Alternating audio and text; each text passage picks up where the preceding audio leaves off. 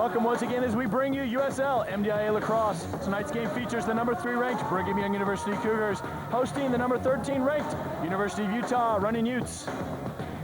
Hi, I'm Marty Westcott, and welcome to an absolutely spectacular evening here on the campus of Brigham Young University. It's graduation day, and it has been a wonderful day. The field is in great condition. We're coming to you live nationally on BYUtv and locally on BYUtv Channel 11. Joining me here on the sideline, Charlie Friedman, the BYU Hall of Famer. And Charlie, Utah comes in with its highest ranking ever at number 13. Very impressive ranking, but I'll tell you what, they're better than 13. I think they should be ranked in the 7 to 10 range. I'm really impressed with this team, and I like the fight that I think they're going to give to the Cougars tonight. Well, and certainly a win would push them up in those rankings, maybe to the point where they could get into the national championship race. I think they deserve it, but there's going to be a lot of voters nationally watching this tonight to see whether or not they think that, Utah deserves it. Well, and Utah comes in as a very high-powered, high-scoring team. The two of the league leaders in the Rocky Mountain Lacrosse Conference, Tom Fernandez and Stefan Turkala, leading the charge for Utah. Fernandez is a fabulous player. By the way, I like the entire Utah attack. I like them a lot, and I think it's going to be a great matchup between a very strong BYU defense and a very impressive Utah attack. Fernandez is averaging just under 5 points a game.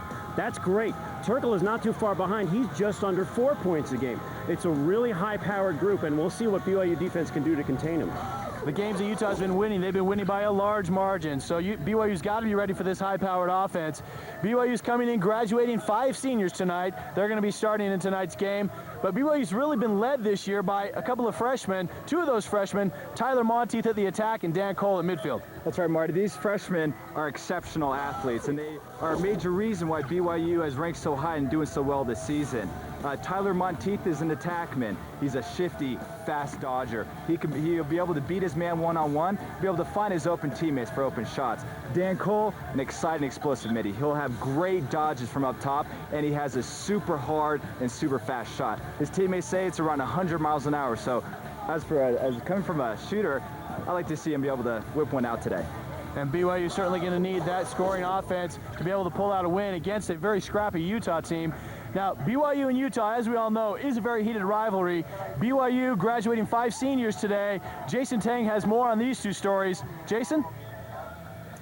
Thanks, Marty. It should be a great night for the 5 seniors on the BYU squad. Each of them will make the start tonight, and each of them will be honored during a special presentation at halftime.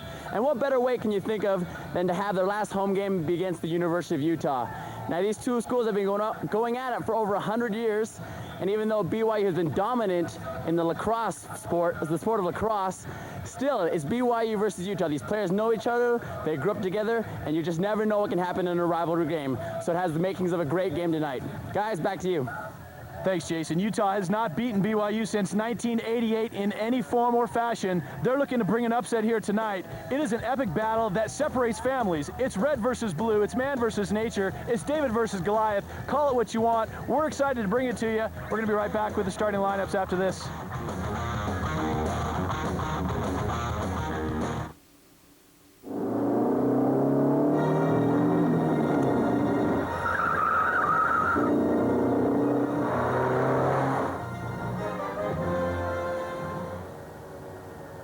May I see your license and registration, please?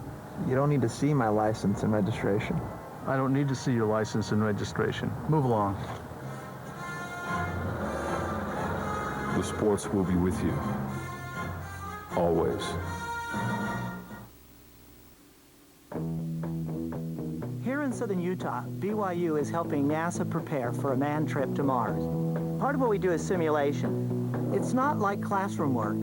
We also do important research. It's really new research, new discoveries that we're making. One of the things it does is help students broaden their horizons. This isn't just about setting foot on Mars, it's about stepping into the future.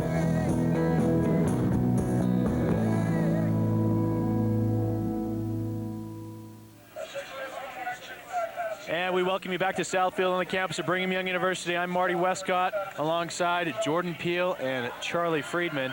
And we have got what really could shape up to be a great game here tonight. Let's take a look at the University of Utah starters. Charlie? We talked about this attack line. I like them a lot, Turkala, Quayle, and Fernandez. They're big guys. They got great sticks. I think it's the strength of the Utah team, and it's going to be a great matchup against the BYU D. You can take a look there at the starters of BYU, or the Utah defense. And the starters at attack, like you said. I think that was actually the defense there, but that's okay. We'll get our graphics right. There's a good look at Coach Mason Goodhand, 4th season, the 32-20 record. Mason Goodhand, really the godfather of lacrosse in Utah. No doubt about it. He really, he and Coach Lamb. You got to include Jason Lamb in this. Both of them, but I would say the prime mover is Coach Goodhand. You can't say enough about how lacrosse developed in the state. And it never would have happened without Coach Goodhand. He just, right from the start, conceived it, and the success that's happened because of his tireless work here. Very impressive. Absolutely. And Jordan, we take a look here at the BYU starters. You know, something that's really impressed me with this BYU team is the amount of depth that they have. You look at these attackmen here, these are outstanding attackmen. Mark Davis, Pete Stevenson, even Zach Davis, all of them can produce goals. All of them have proved themselves throughout the entire season. Along with the middies, they have great middies, and they have first-line middies that are great, second-line middies that are great. Mark Chogany, All-American. Phil McClure, great face-off middy, and Randall Cohn is a veteran of this team. Also, their defense is great. Cameron Archibald, as we said all year long, is really the motivational leader of this team.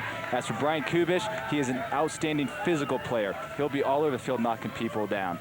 As their goalie, Chucky Powers, is a great goalie, and they do the same thing. They're switching the first half and the second half. And you take a look here at Coach Jason Lamb, outstanding coach with an outstanding record. So here we are on the face-off. Walker Bateman, outstanding face-off specialist for BYU, out with it. Gets it up top. Over to red, number 37. Gets it to Davis, who's going to slow it down. BYU's going to get in their set offense. And Davis going against number 19, Steven Sieb for Utah. Now Zach Davis handling it for BYU. You know, Marty, I think the key for BYU today is really how they're going to start off the game. If they start out like the BYU team that they are and come out firing, you know, put this Utah team really in their place, then they'll have a great game. If they start off slow and allow Utah to come back and use their great firing power that they do have, you know, it might be a long game for them. Mark Chogany trying to go to the goal there, but unsuccessful. Nice defense there by number 10, Mitch Diaz. Now Zach Davis handling it, going against Clint English. Nice checks. And Davis, just a big, tall, lanky kid. Gonna go with the left hand. Tries to go low, but Johnson up to the task. That was a great save by Johnson. Jason Johnson, out of West High School in Salt Lake City. Now, Zach Davis has got to use his team there. I mean, it's a nice thing to be able to create your own shot. Right? There's nothing wrong with that. But he had the ball a long time and needs to find his teammates. Yeah, I think he could have passed it to an open teammate. He also, I think, maybe could have shot a little sooner and maybe a little better placement on that shot also. Number 2, Turkle handling it for Utah. Good look, good Gets look. it back to Quayle, number 5. BYU's defense really pressing hard, sliding very quickly, and left Quayle open there behind the cage, but we're able to recover. And there's Fernandez, number 9, the team leader. Watch out. And Quayle, number 5, coming up with it for Utah. There's a lot of fight in these Utes. These guys, the Utes have to know coming out here that you know, they haven't beaten BYU in a while. BYU's got the higher ranking. Everybody expects BYU to win this game, but do not look for these Utes to lay down. Yeah, and that's exactly what the Utes are going to have to do in order to really, you know, take over this game. Is that they can't rely and they just can't be timid. They have to come out firing, which, you know, we've seen a few glimpses of that already. So now Brand going against Dan Cole. Brand, a sophomore midfielder for Utah, tries to get over to Fernandez. Number 15, Bryce Edwards, tried to pick that one up, unable to do so. Now Cole going the other way for BYU, gets it up to Chogany. There's a 4-on-3 situation. Oh, Chogany can't handle it. So you got a slow break even situation. And they get it back to Zach Davis. That sun is going to play a factor in the first and second quarters for Johnson. And Cone now handling it for BYU. You know, Utah had a couple of missed opportunities on that offensive set that they went through. If they're going to win this game, they have got to capitalize on those. They cannot play a sloppy game and stay in it. You know, I agree, Marty. I think that one dodge was a great dodge, and he had open players. I think maybe even 2 open guys. And if, you know, I think it was Stefan on that catch. If he had caught that and shot, he would have had an open goal. Catching and throwing. Yep. So Jordan Tyre now up to Cone. It looks like Tyler Monteith playing midfield today. He's played both midfield and attack. Randall Cone with a nice shot. Defended there nicely by number 7, Jason. Oh, I'm sorry. Jason Johnson. And the ball's gonna go out of bounds, go to BYU. Can't make those mistakes. They cannot make those mistakes against BYU and expect to stay in this game. Utah has to be thinking to themselves, just keep it close. Keep it close. Keep it close into the fourth quarter, and then anything can happen. If this game gets away from them early, then it's going to be a battle that I don't think that they can win. But in order to keep it close, they have got to capitalize on their clears. They can't drop the ball. So Kubish over to Powers, over to Archibald. Cameron Archibald, he'll take it up there. Quayle, number 5, an attackman defending him. Nice look. Archibald gets it to Stevenson on the crease, unable to handle it. Randall Cohn fighting for it back there, and they get it back to Johnson. So Jeremy Johnson, goalkeeper for Utah. Come on, Jeremy, you gotta have a better plan than that. Jordan Harrison coming up for BYU. Over to Zach Davis, Look over at to Jordan that. Tyre. Jordan Tyre, another freshman out of Oregon for BYU. I like that kid. Year. I like Tyre. I think this kid's gonna have a great career at BYU. Over to Monteith, another freshman.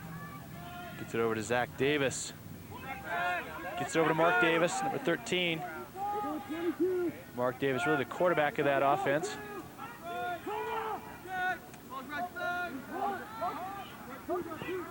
And Tyre just looking to work the long stick midfielder. Tyre's gonna go with the left hand, sees a shot opportunity, goes wide. Yeah, put that on the cage and that's in.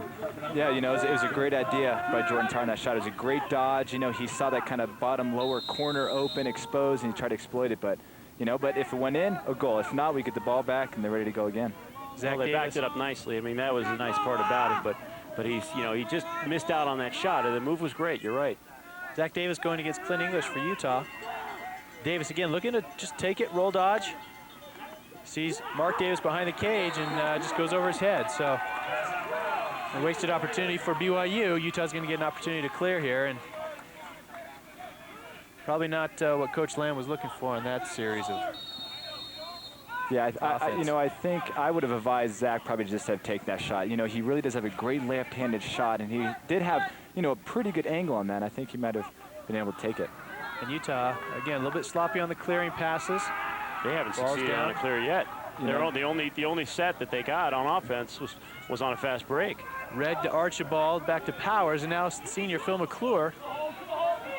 He's going to take it up the field and get it in the box.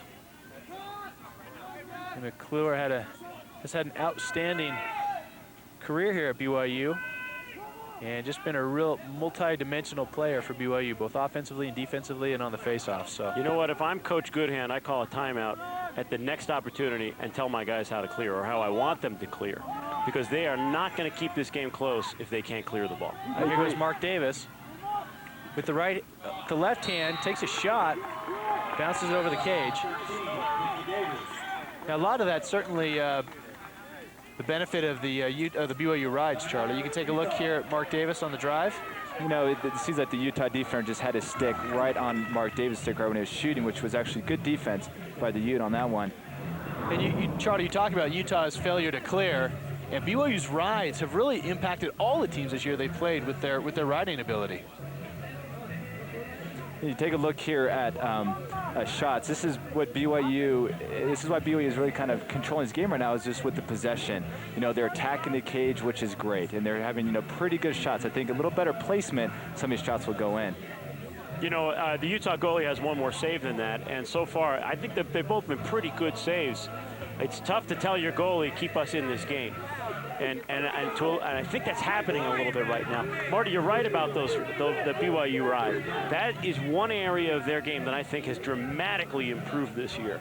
They are so aggressive on their rides. I just love watching it. I love watching that aggressive defense. And they just have made a decision as a team that they're going to make it really hard for any other squad to get it across the midfield line. And it certainly makes it, it makes teams make those difficult passes and makes them drop the passes, which, you know, the layperson may look at it and say, well, that's just a sloppy play, but it's certainly a factor of the defense being put on by BYU. So, well, don't discount the ride, but I got to tell you that the Utah clears have been pretty unimaginative to this point.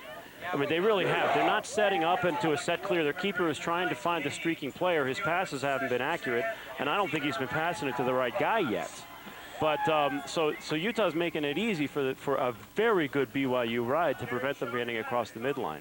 So we are tied at 0 with 9 minutes and 11 seconds left here in the first quarter. We're just getting underway. BYU has possession, and Mark Davis gets it over to Walker Bateman. Now Walker Bateman going with an inverted set here, going against number 26 Scott Schatzer for Utah. This is really what BYU likes to do. They like to get these dodges from behind against those short sticks, you know, so the guys can dodge from behind, have a chance to score, and also find open shooters. And Dan Cole, number 12, going against number 10, Mitch Diaz. Going with the left hand right in the middle. Just kind of a lackadaisical shot there. Had an opportunity, beat his man, but didn't get a lot of mustard on that shot. Yeah, I'm not even so sure he was looking at the goal when he shot too, but something with the U defense, it seems like their slides are just a little too late. It seems that BYU are able to beat their initial man that's defending them, and also to be able to get a shot off. Well, the BYU offensive players have got to get their head up when they're dodging them. It seems that everybody out there has decided that they're going to be able to beat the men that are covering them. They may be right, but it's not going to help their game to dodge and score. I mean, I'm all for making your own shot. It's a critical part of a good team, but I think it's more important to have assisted goals. Chogany over to Bateman, gets it to Stevenson on the crease, and Johnson comes up with it. Stevenson gets pushed into the crease, and they're going to give it back to BYU. So he lands in the crease, they give it back to BYU. The advantage of the sun going down is going to be gone in about 1 minute. You see the shadow there creeping right in front of the goal. A little bit of acting there by Stevenson, maybe? Well, he is a senior. He's, let's say, mature, and, you know, has a few games under his belt. He does know what he's doing, that's for sure.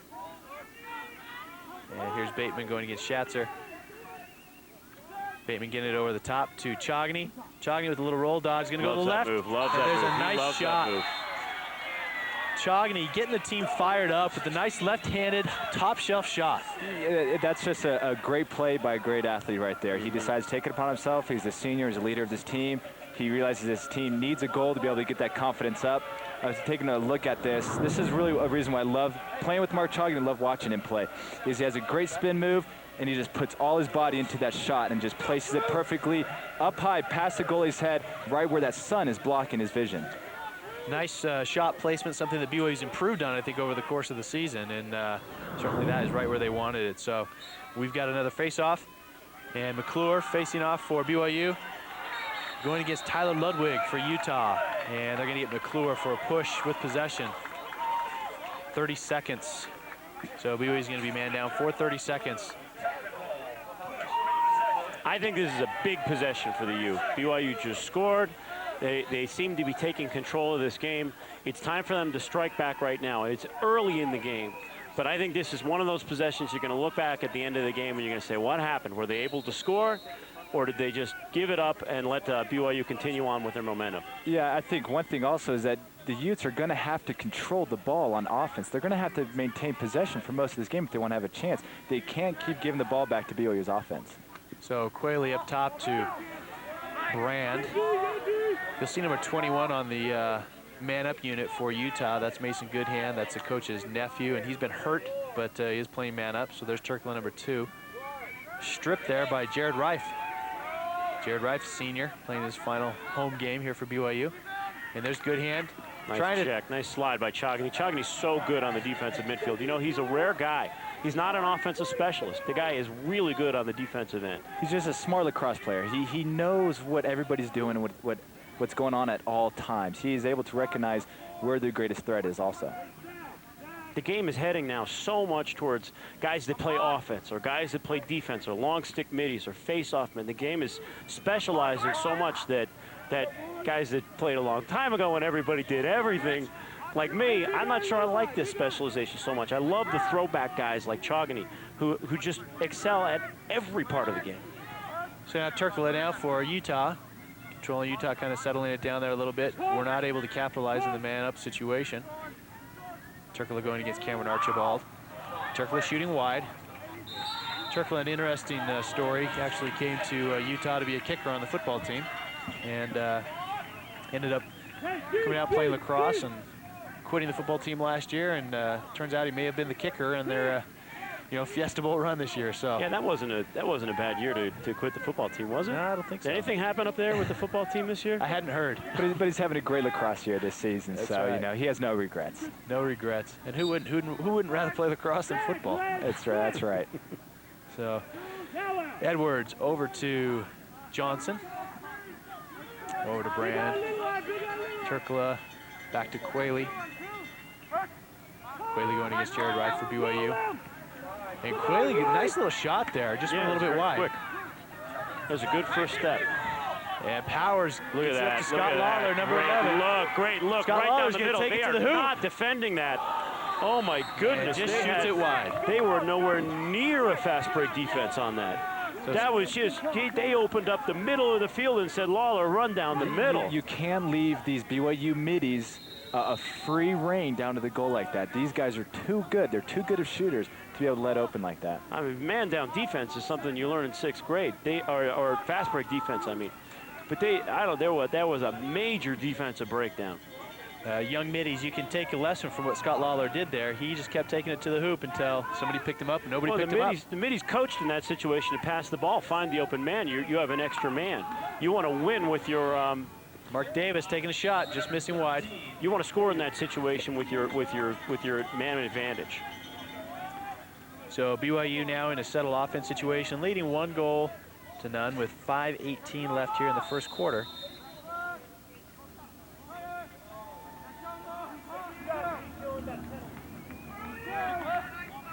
Up top to Jordan Tyre, and Jordan Tyre with a nice split dodge, goes to the left.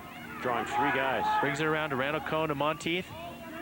Well, one thing that BYU is doing really well is they're possessing the ball here. They're not letting, Utah's outstanding attackmen have possession, and that's the reason that BYU is ahead by 1 goal. Monteith over to Cohn. By 2 right now. Monteith drawing the extra man, seeing Cohn open. Cohn, the senior, getting a goal in his last home game here for BYU. We'll get another look here at that shot. Once again, Tyler Monteith, shifty player with a great dodge, and be able to find Randall Cohn wide open next to the crease, and just a great finish by Randall. Kind of a side arm right. He beats Johnson, I think, stick side high also. Great shot by Randall. Those are the goals that I love. Those assisted goals where you're using your teammates. It doesn't take an extraordinary dodge to score. It just takes vision and awareness of the field. Yeah, and that's something freshman Tyler Monteith has done all season long. He has more assists than goals because he's so quick on the dodge. He's able to dodge and find open men. I love those guys. I love the guys that get the ground balls, and I love the guys that get the assists. Yeah, I agree. Me too. Utah goalkeeper coming up with it off of that face-off, trying to get it up the field to Turkla. Turkla way behind the defense. There's Hutton, number 44. How did that happen? Turkla with some nice moves. Oh! Wow! And they are alive. That was a rocket shot. I'm not so sure he knew where it's going. I'm not sure if he was looking at the goal, but what a shot. That's exactly what Utah needs also. He had Hutton turned around there a little bit and just was able to take this shot. See, Hutton. Great move. Great move, and he just sticks it. Look at that. Turkla, I hope you had the VCR running on that one. He's going to go to bed watching that every night. Chucky Powers, he was screened by at least, 3 men. Turkla just put it up high. Great shot. Very little separation between him and the defender on that, too. And that's what I'm saying is that these attackmen are so good for Utah. I like them. BYU needs to possess the ball constantly down on their offensive end and not give these attackmen the ball. There's Walker Bateman absolutely dominating on another faceoff. Just gets off to Chogany. Chogany with the jump shot, which he loves. And Johnson just eats it up for Utah. Johnson's having a pretty good game. Yeah, you look at here, this is a key factor of BYU that they're really possessing the ball. That's why they have 11 shots. And Utah unable to clear the ball into the box. After they left their box, they have 20 seconds to get into the opposing team's box and were unable to do so. So there is a failure to advance call. BYU is winning the little battles. That's a little battle in this game. Yeah, and that's a sign of an outstanding team, a team that is ranked in that, those top 3 spots. And that's kind of what separates those higher teams from the lower teams, is that they do the little things right, the clears, the rides, the ground balls, everything. There's that little fake that Walker Bateman likes. And BYU with another successful clear, so that makes it 6 for 6. And Bateman with the fake. Sees Stevenson on the crease. Nice look. That was Gunderson, I'm sorry, number 25. Josh Austin tracking it down for BYU. Going against English, number 25 for Utah. Josh Austin, shifty attackman for BYU. And there's Walker Bateman settling it down. Bateman and Stevenson see each other really well. Bateman really has a feel for where Stevenson is. There's been a lot of assists and goals, Bateman to Stevenson this year. I think that's a nice little two-game to watch here. Yeah, it's a nice little duo they got going on. Dan Cole up to Bateman. Bateman trying to take it against Diaz. Go, baby, go. And Bateman with a nice little bounce shot. A nice little tweener bounce shot in the 5-hole right there. That's beautiful. And once again, I did not see a slide from Utah. Yeah, I mean, if they're going to want to have a chance in this game, they need to slide to these dodges because these BYU guys, they have great dodges and they can able to finish. You know, they can beat their one-on-one man. So Utah really needs to help out and support with that slide. Yeah, no doubt about it. No doubt about it. There have been defensive breakdowns on the Utah side. The defensive coach has got to sit those guys down and amp them up. I mean, maybe it's that they're not intense enough here, but they're just not getting into the game to the degree that they need to. The BYU attack is way too good. So McClure going against Wright for Utah. Tyler Monteith coming up with it. And got a loose ball push on blue. It's going to go back to Utah. No possession. Brand taking it for Utah. Yeah, you take a look at these faceoffs here. This is actually really, really huge for Utah. They're doing a great job on faceoffs, and if they can keep winning them like this, maintain possession, they might have a chance in this game.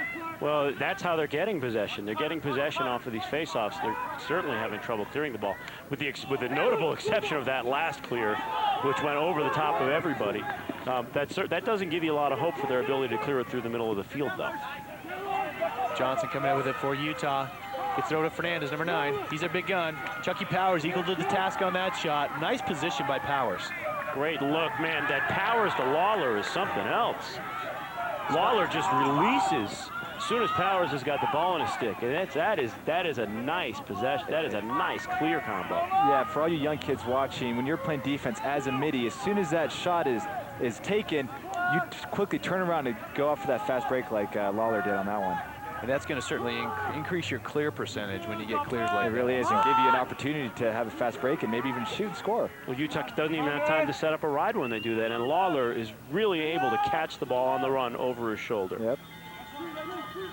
So here's Monteith going in an inverted set. Going against Jason Johnson for Utah. Monteith, shifty player out of Columbine High School in Colorado with a nice shot, goes wide.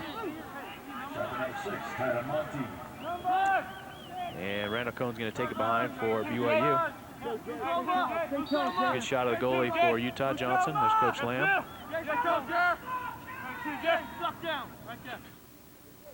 We're just content to work the ball here a little bit. Cohn finds Monteith. Monteith looking for cutters. Sees Austin up top. Josh Austin going to the left. Nice little left-handed shot going against the long stick midfielder there. That was English. This is textbook set offense. I mean, the passes are crisp. They're catching nicely. They're backing up their shots. They're taking smart shots. I mean, they're missing the cage here a little bit, but nothing lost. They're getting possession back because they're smart. They're backing up all their shots. Yeah, they're maintaining possession. I mean, I think Coach Lamb has really got to be happy with the way his offense is just moving the ball quick. They're getting good quality dodges and good quality shots. Davis over to Austin. Gets it over to Cohn. This is the most frustrating thing for the opposing team attack, when you just can't get the ball in your stick. Cohn to Monteith for cutting tire. Nice save. Johnson in great position there for that one. Monteith comes up with that loose ball. Mark Davis now settling down for BYU. So BYU gets a good shot. There's a nice save by Utah, but BYU gets it back. Here's a nice little one-on-one. See what happens. Mark Davis is a fabulous attackman. Going against James Hardy for Utah. Nice Gets it job, across Hardy. to Austin. And Austin almost able to throw that ground ball. 4 seconds left. And he's not aware of the time. And the time runs out. But a nice little offensive series there for BYU. The last 2 minutes there of the quarter, they really controlled. We're going to take a break here. You can see a look at the crowd growing. BYU leads this one 3-1. We're going to be right back.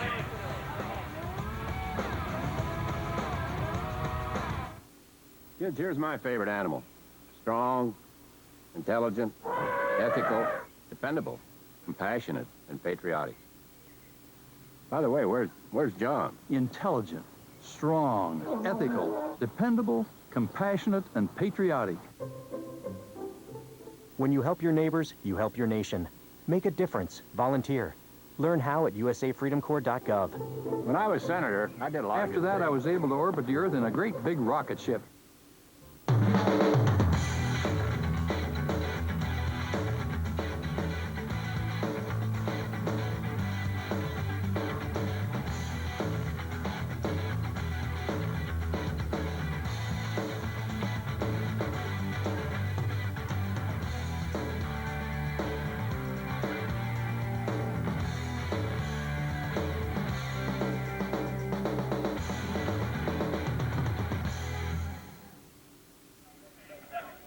Welcome back. Let's take a look at the first quarter stats here. You know, I think the stat that kind of sums up how the whole first quarter went is shots. Absolutely. It's a sign that BYU is maintaining possession and they're attacking the cage. 15 shots in one quarter. That's a ton. Yeah, that's not bad. Ground balls, I like that one always. BYU up by 4 on the ground balls. You know, Utah seems a little lethargic out there right now. They just need to wake up and realize, hey, we're playing BYU. You got to get into this game. I mean, it's a rivalry game. If you can't get excited for this game, you got something wrong. And the one stat that I was looking at there was, again, we've talked about it already, but clears. BYU 7 for 7, Utah 2 for 5. And against BYU, that's not going to get it done. What's impressing me about the Utah team right now is the keeper play. Their goalie's pretty good. And I like what the attack has done. That one shot by Turkoglu was something else. I mean, that was really a great athletic play. But they got to step it up on midfield and their defensive sets. You know, they're just not on the ball as much as they need to be. Schatzer winning that faceoff for Utah. Turkoglu now back, holds on to it. Went on number 16, Andrews. Andrews going against 23, Mosel for BYU. Parker Ellison in for Utah. Quayle number 5. And Turkoglu going against Kubesh for BYU. So what do you think Coach Goodhand told them after that first quarter? My guess would be, you know, maintain possession. Dodge if you don't force it if it's not there. Maintain possession of the ball. It's just not a winning strategy. Well, there's a penalty there, but I think the BYU bench was looking for a withholding call. If you look here, he brings that stick in pretty close. And BYU disagreeing with that wholeheartedly, but Cameron Archibald going to get a 1-minute penalty for slashing. And BYU is going to be man down for a minute. Well, I don't think any defenseman ever commits a penalty, but you know, running right into the heart of the BYU defense, the defenders are just going to swallow you up. You got to use your teammates. There wasn't even really an effort in a dodge. Fortunately for Utah, it ended up in a penalty, and it gives them a man up. Turkoglu over to good hand, and Chucky Powers. Quick hands. Takes it right out. Powers is going to bring it right back down. Goes to Lawler. And Lawler able to come up with it. And that's the difference here is that, you know, Chucky Powers and Lawler, they're just athletes. Yep. You know, they go all out. Chucky Powers with a great save and is able to clear the ball also. Lawler making a great move and able to get possession for BYU. Does he know a flag just went down? A flag is down, so Utah is going to get a penalty here. BYU is going to be in a man-up situation. And he brought it into the box and brought it back out, which I don't think he knew a flag was down. I agree with you, Marty. I don't think he knew that there was a penalty. That's why he went in the box and then brought it back out again. I'm not sure I would have known there was a penalty too, because I'm not sure what the penalty was. Did you see what did he call that for? That just looked like a normal sequence. I believe it was midfield. offside. Oh well, then there you go. I didn't see that. I believe that was the call.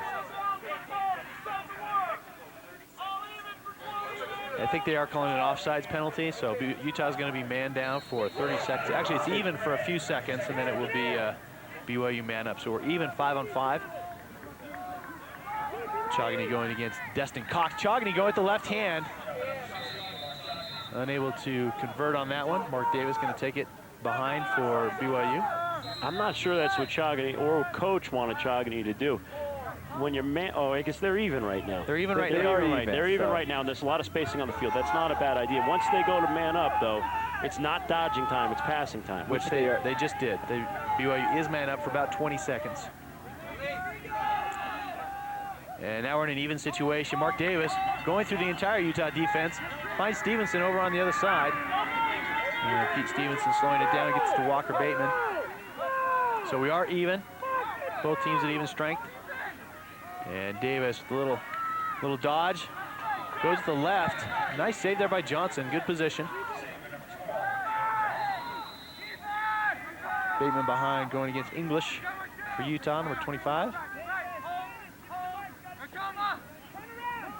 Bateman going to bring it up to his line mate, Chogany. Chogany gets it back to Davis. And Zach Davis coming in for BYU. So BYU content to run their set offense here. Been very effective in it thus far in the game. Yeah, you got to keep the ball away from Utah's attackmen. They're doing a great job so far. Yeah, but you have to be surprised the score is 3-1. Utah is within striking distance here. I don't think they put in together their best effort, and it's still close. I like that keeper. Mark Davis saw he had a short stick on and thought he could sneak it by, and Johnson just plucked it out of the air there. But again, failed to clear. There's no clear setup. The clear is streak down the field, and the goalie hopes to find you. I mean, you got to have a better plan than that, especially against this a team like BYU. Dan Cole, what a move! Dan Cole, he bobbled that one. That was a great move with the face dodge. How about that hustle by Chogany? And that's what BYU does best. I mean, they never give up. They never just settle and relax. They always attack you. This team does. I love that about this team. Dan Cole shooting this one. There he goes. Well, that's a great example of Dan Cole's excellent shot. He had great placement, too. If you can take a look at this shot, he has great placement. It's not a bounce shot. It's also not up high right at the goalie stick. It's right on the hip side of the goalie off stick. Taking another look at this is a fine shot, hard shot. It just beats the goalie right off that off hip side, which is extremely difficult for a goalie to save. I'll tell you what else. He's about 5-6 feet inside the restraining line, uncontested. Where's the defense? And you can even see Utah defense was they weren't coming out there to hit him or get in his way. They were kind of crunched up and scared about getting hit with the ball. It's a great idea. Of course you take that shot. The defense isn't contesting you. The defense has got to fly all over the field against these shooters. Well, he had about 5 steps once he caught the pass that he could actually move inside the line and take that shot. And with his kind of shot, you know, he has that kind of space, he's going to take it. And this is a great example why the score is 4-1. The shots and saves. BYU is just unloading on this Utah team. You know, some of the shots haven't been the best placement. They're not, you know, necessarily on the cage, but they're able to get back up when the ball goes out of bounds. Well, the time of possession isn't even close. And it's not close because BYU is stopping Utah at the midfield line when they're trying to clear the ball. They're just getting the ball back, shooting, backing up their shots, reloading, shooting, backing up their shots. They're playing a very smart game. And Utah's got to dig deep. They have got to stop this trend, or else this is going to be out of control in the third quarter. Well, and Utah's winning the faceoff battle so far. I mean, they're winning the faceoffs. They should be getting that possession, but they go down, take one shot, and BYU either stops and clears it and gets the ball downfield, and then Utah can't clear it. So it's a perpetual cycle that Utah's got to get out of and get some possession. Well, Utah's playing for the voters right now. These guys want to go to the tournament. They believe they deserve to go to the tournament. I believe they deserve to go to the tournament. But they've got to show the voters a lot more. They've got to give them a reason to bump a couple of teams off, and then they'll make it into the tournament field. They need to play much more inspired than this. So we got a face-off. Phil McClure going against Tyler Ludwig for Utah. And we've got some sort of penalty here. Looks like they call it withholding the ball, so that's going to go to Utah. Ludwig taking it for Utah. McClure with that wrap check.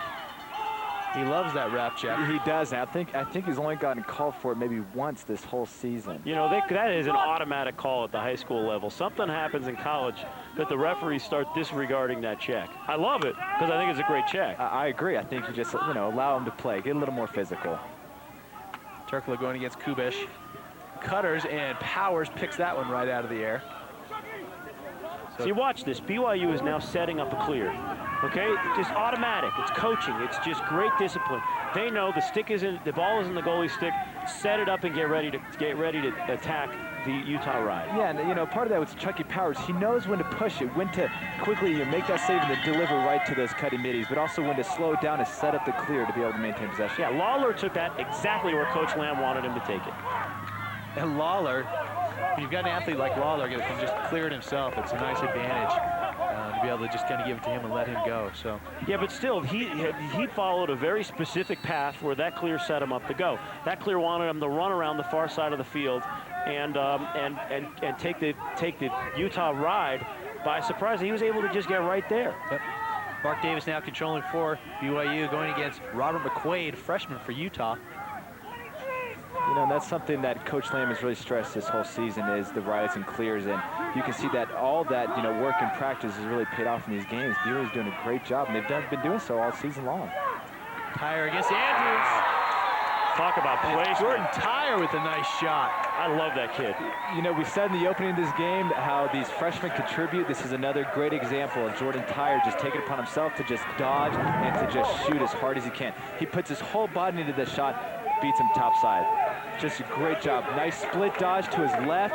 He gets that stick way back there and he put his whole body into it and just beats Johnson top side. Great shot. That's a beautiful shot coming from the left-hand side. The nice thing about Jordan is he can do that from either side. And, you know, you young players, you've got to develop both the right and the left hand.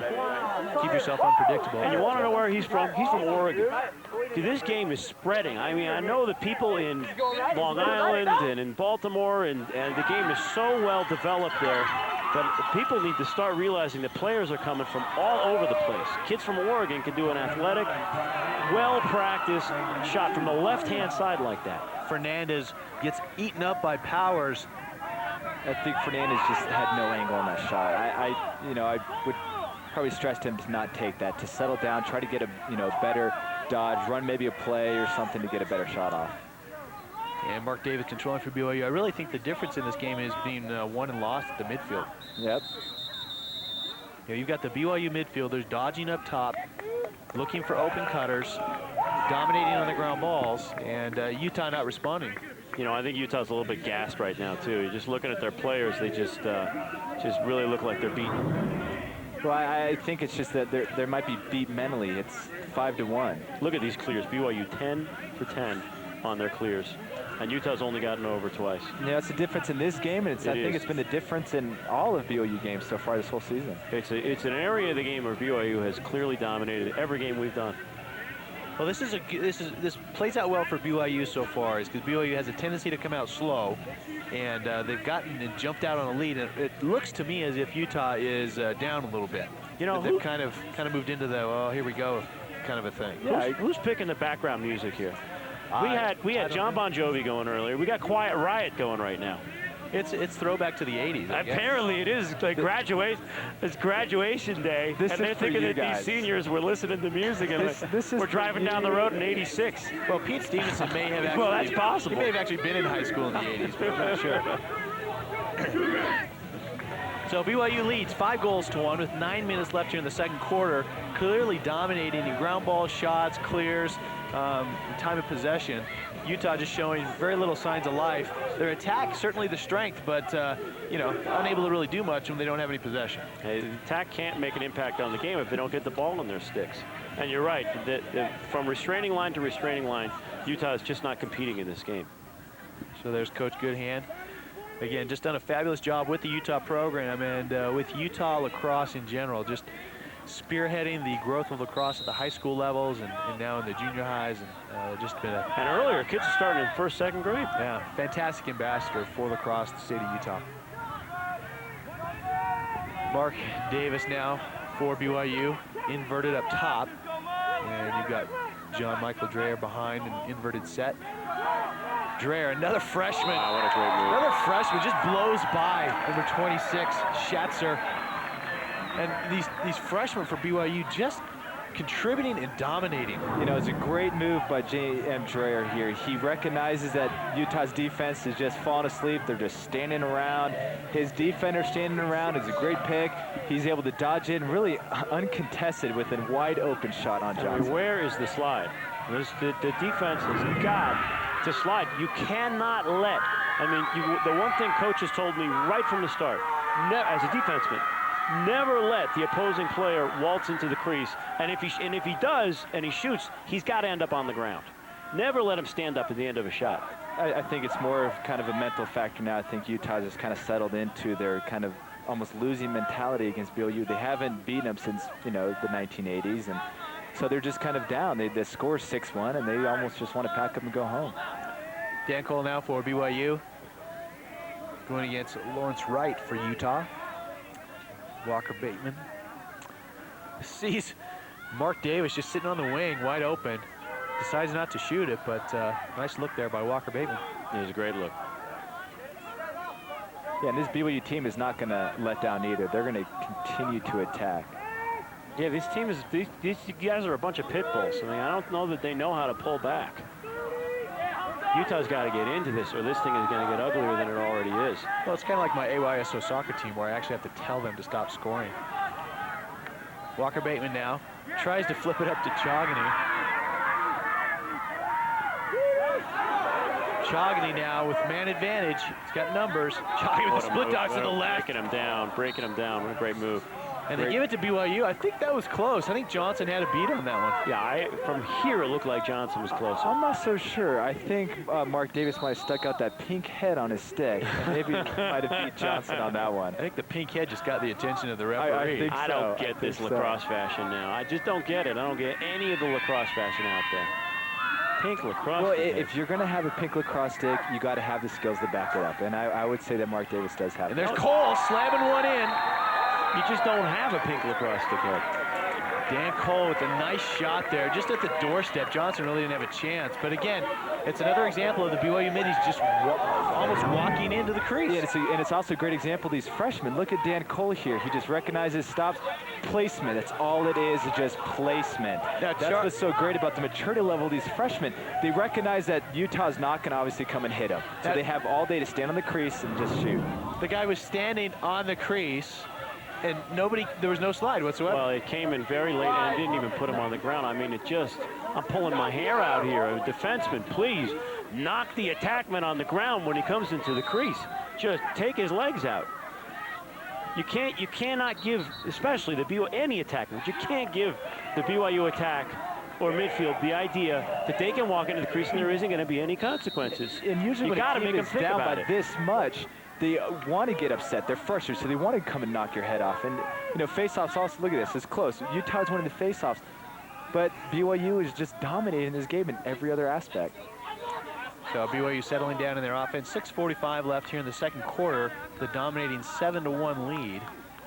Certainly, I don't think we expected this at the onset. No. Listen, my prediction was Utah was going to be ahead at this point. I did expect this. I did say before the game that BYU would be up by quite a bit. What color is my tie, Jordan? Mark Davis. It is red. My tie is red. You better change it by halftime. My tie is red right now. I like this team. I am a fan of this team. And I really thought that we were going to be in a dogfight right now. Shots are now clearing for Utah. So Utah getting it clear on the board. And getting it to their powerful attack. There's Quayle, but he just proceeds to drop it. Jared Reif now going against Quayle. And Quayle taking a shot from Tyre. And they're going to give a loose ball push to Utah. Going to call that push on Reif, so Quayle's going to get that ball back. You know, another great example of BYU's hustle. They're not going to stop. They're going to keep fighting for that ground ball. You see another BYU player coming in there, knocking people down, fighting for that ball. Yeah, well, the Utah guy is fighting it for it, too. The problem is he was fighting for it alone. And he's fighting for it because he dropped it. And when you have your key players start to drop the ball, then the rest of the team just falls. Yeah, they are really, really rattled right now. Fernandez just trying to take it himself, goes against two BYU players, shoots it wide. Turkoglu comes up with it. Gets it over to Edwards, gets up to Johnson. Over to Brand, just goes off his helmet. Can't do that. And then Tyre's all over that. Look at that, look how hard he's fighting. Look at that. I love Tyre, I really do. So do I. I am a fan of this guy. Go, baby, go! No, I honestly, I love all these freshmen. They're just great contributors to this team. I think, you know, 5 out of the 7 goals scored have been from freshmen. It's true. The BYU bench was just fired up watching Jordan Tyre dodge and run through the entire Utah team. And the great thing is just his effort. I mean, it looked like the Utah player just gave up on that. Somebody buy Jordan Tyre a Domino's pizza tonight, just for that. He should be eating a whole pizza by himself just for that. That was amazing. I'll go buy him some Ben & Jerry's. Yeah, I'll take him down there, too. It's on me. It's on me, Tyre. And again, the ball Fernandez trying to clear it through the middle. Collins comes up with it. And Chucky Powers getting it up to Salmon, number 4. Great patience. And just nothing there for Utah. There's Josh Austin. going to settle it down to X. Get it over to Davis. You know, I don't know if it's that I've been watching too many of the high school games, but it seems like BYU just has done nothing wrong so far. I mean, their passes are crisp, their clears are crisp, their shots, their plays, everything just looks great. Well, BYU coming off a loss 2 weeks ago to Sonoma State, and one-goal game, disappointing loss, and you know, I think they wanted to come out and make a statement here tonight. Yeah, I think everybody's relieved also that finals are over and the semester's finally over. Now they can just concentrate on lacrosse. Kind of a unique situation here at BYU. The semester ends early. Graduation was today. These guys are done with finals, and they've got nothing but lacrosse for the next couple of weeks. And that ball stays in. Oh, the referee called it out. It's on the bench. All the players and coaches are no saying, need for instant replay on that one. That ball was sitting there. I'm looking at it. It's not on the white line. Coach Lamb bringing the other referee over to look at it. I think that the head referee called it. No, he's giving it to Utah. Yeah, I think the head referee called it Utah possession. That's it. End of story. And the referee was standing right there. It was obviously not out of bounds. You know, the referee was 3 feet away, but it's okay. That referee was one of my line mates, so I'm going to go easy on him. I love him.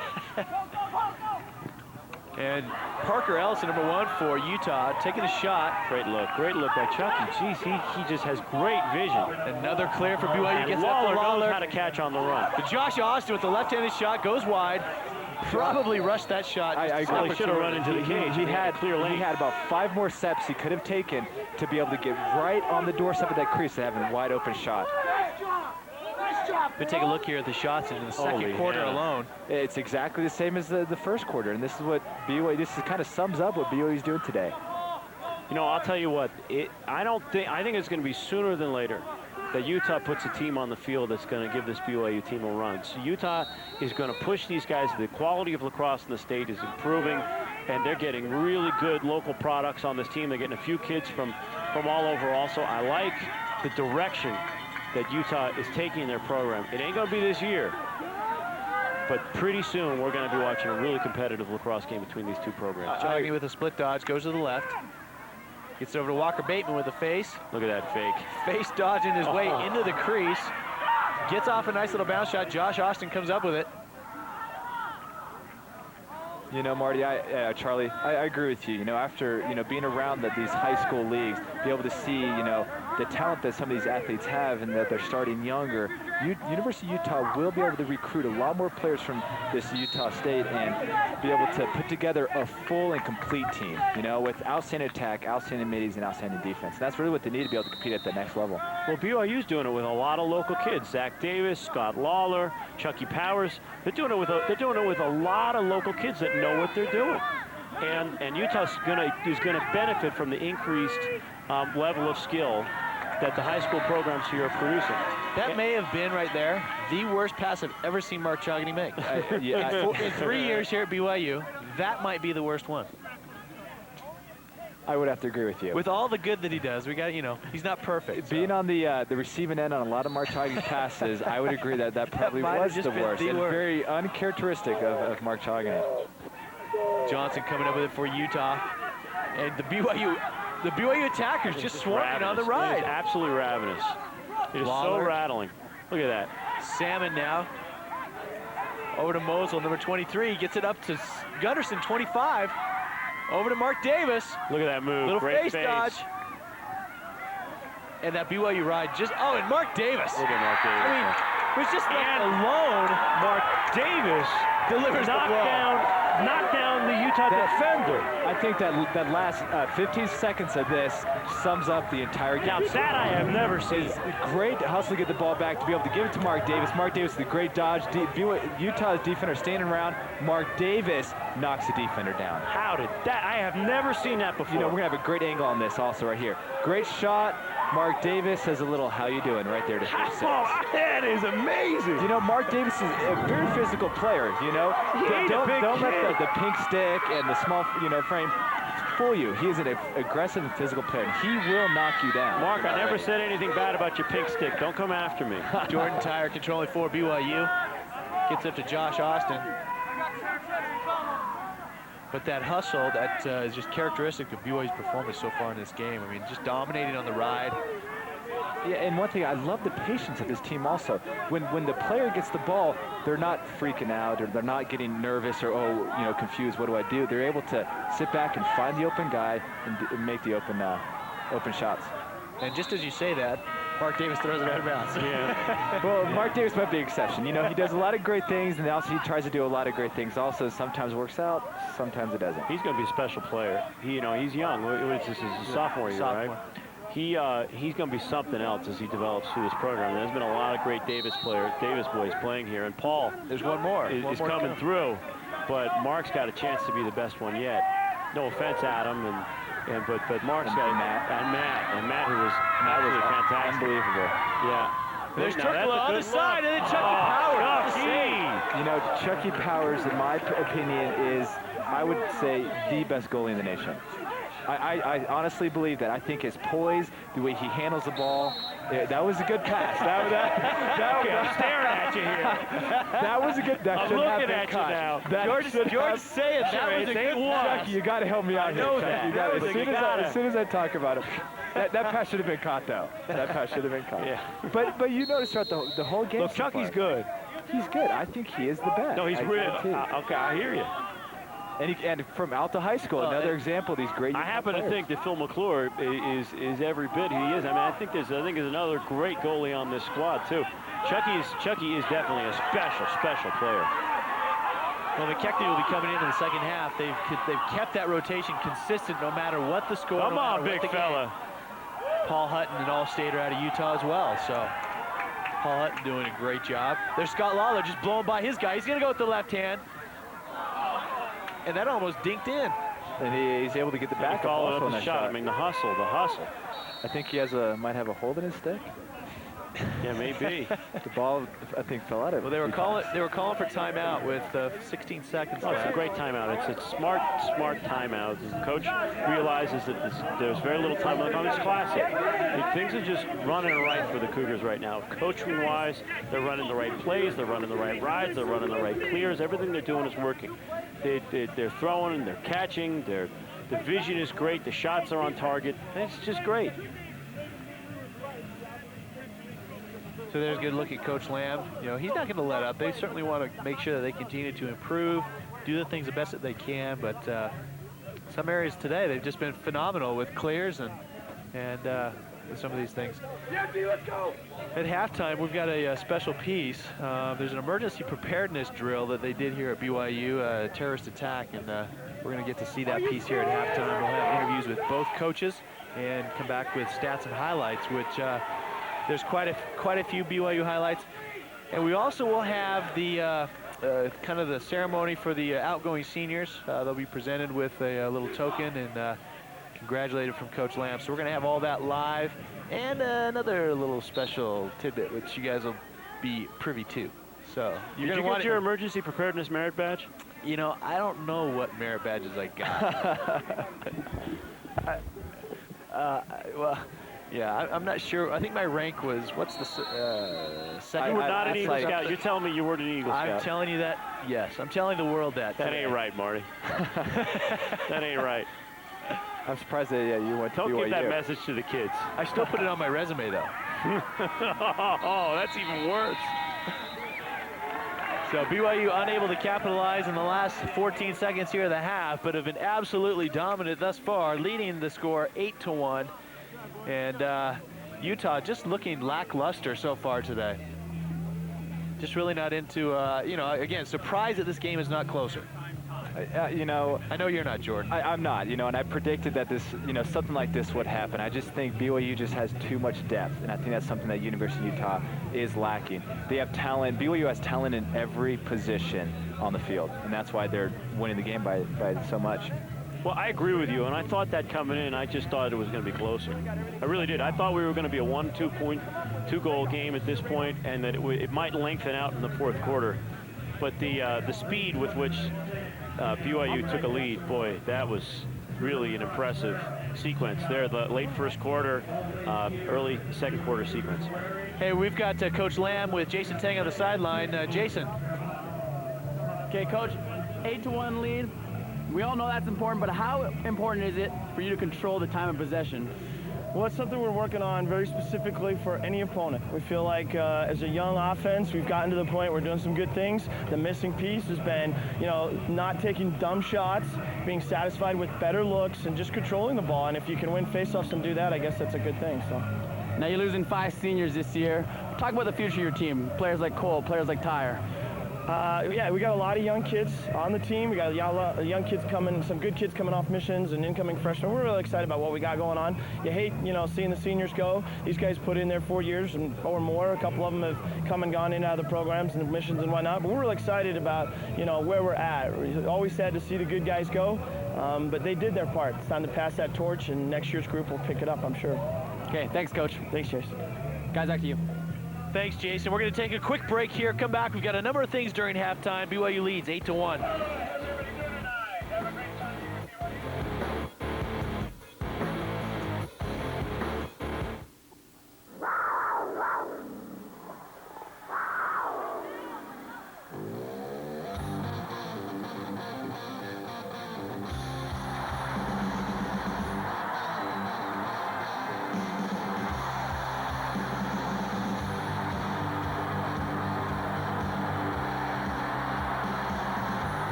May I see your license and registration, please?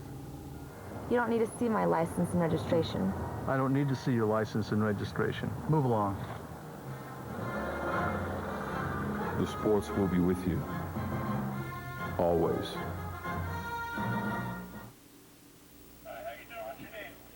Hey, welcome back to Southfield on the campus of Brigham Young University. Recently, BYU conducted an emergency preparedness drill, and we've got a special piece on that. We're going to see that right now. It's a nightmare scenario. Fans enjoying a BYU sporting event when a terrorist strikes. BYU considers such a disaster unlikely, but safety officials prepare anyway with a simulated poisonous gas attack staged on a chilly April morning.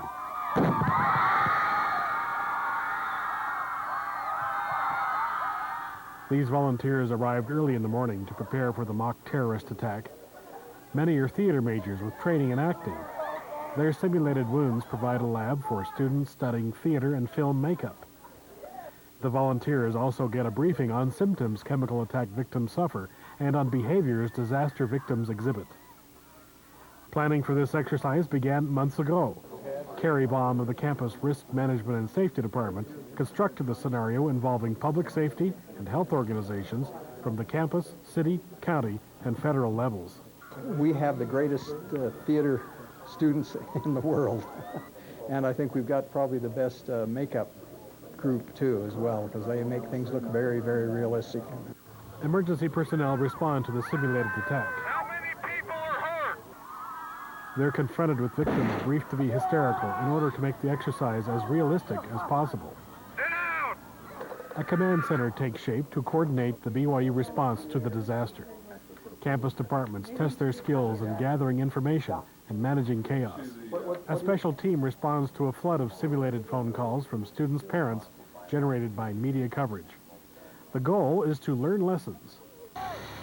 We learn where our weaknesses are, and that's one of the focuses of any exercise. We want to see where we need to improve, and we look at, we've got evaluators for all of the areas. These evaluators are looking to see how well we do. They're all experts in their field, and they're going to tell us how well we do.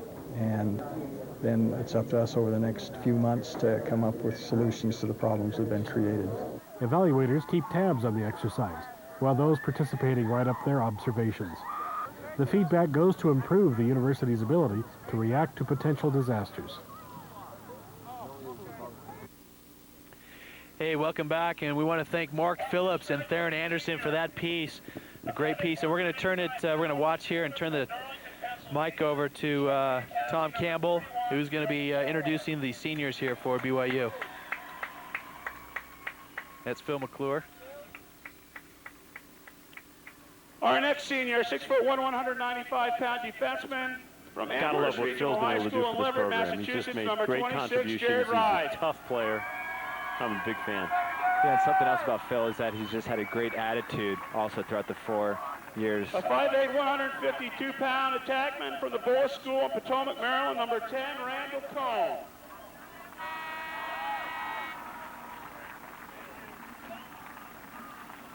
A 6'2", 210-pound attackman from Orem High School in Orem, Utah, team captain number 30, Pete Stevenson. It can't be true. He's not graduating. I'm sure he'll find a couple more years. He's got to be away. We'll see. He will be in blue A 6', next year. 165-pound I can't senior. accept it. He's on the Clint Bingham High Phelpsdale plan. School He in certainly South is. Jordan, Utah, team captain number 16, Mark Chogany. Boy, that breaks my heart. Yeah, me too. That's tough. Can't really say it ain't so. I'm getting emotional over here. There's the All-American kid right there, Mark Joggins. He's great. He's great. All these guys are great. Every one of these seniors, real impressive players. You know, and we've been talking a lot about these freshmen, but I think a reason why these freshmen are so good is this senior leadership and the way they are able to teach and coach these kids. One special announcement. I've got something real quick to say. This girl here in the middle, in the green jacket, her name's Erin Miller. I love her. I don't want to spend the rest of my life with her. I just want to ask her one question. Will you marry me? Now, you don't see that every day, do you? On BYU campus, you do. BYU campus, you see that happens every day around here. Every other hour. Ahmad Rashad, eat your heart out. Congratulations, yes. Paulie Henderson. Congratulations. That's great. That was awesome. Nicely done. Bye, thank you. Now, Jason, now the crew up in the truck had the graphic ready that said she said yes. So, you know, I hope that they also had the, well, maybe next time graphic or something like that. She's thinking about it graphic. We certainly want to send our congratulations out to the Henderson and the Miller families. Hopefully they're watching. Hopefully they got a little heads up to watch the game tonight, but that'll be a special thing for them, hopefully going into. There's Coach Henderson right there, but I guess we got to get back to business. Yeah, but are we going to see a marriage proposal stat in the stats? There'll be, I can tell you, it's 1-0. 1-0. BYU leads in that stat as well. Yeah, once again, another sign of BYU's dominance in the stats. You can take a look here at the stats at halftime. You know, I think once again, the stats that tells all is just the shots. BYU's maintaining possession. They are dodging extremely hard, and they're just getting great shots off. I'm surprised about face-offs, though. You know, BYU really is strong in the face-off category. Those face-offs are where Utah's getting their possession opportunities. Those clears, BYU, they failed on one clear. How about that? So their perfect record, the first quarter didn't continue, but still dominating in the clears and in the score. And you know, I think that it's really just at the midfield where this game is, you know, being dominated by BYU. I agree. You can take a look there at Tom Fernandez. We're going to take a look here at the last two BYU goals. And this one here by Dan Cole. Defender actually lost his stick there. He just ran through his stick. You know, and once again, Utah's defense just kind of standing around. Dan Cole really has all too many data flat-footed red score. jerseys. Now this is an amazing, amazing sequence. That Mark Davis can get that close.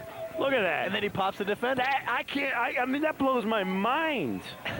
You're talking about, okay, you're talking superlatives about Chucky Powers being the best goalie in the country, okay? And I'm not going to argue you, okay? I don't agree with it, but I'm not going to argue with it. With that goal, there's a few things in this world I never thought that I'd see. I never thought that I'd see an attackman go into the crease and knock down the defender who comes to contest him. You know, but that doesn't surprise me because I've seen Mark Davis do those kind of plays throughout his whole collegiate career. But the Davis boys are all a little bit nuts. I mean, they are. Once they put that helmet on, once they put that helmet on, they like zone out into something. There's a real aggression, anger factor that just. Those guys don't cross those guys when they're wearing the helmet. Well, they have a little bit of each position inside of them. You know, they have defenders, the aggressiveness, the toughness. They have middies that can play great defense also.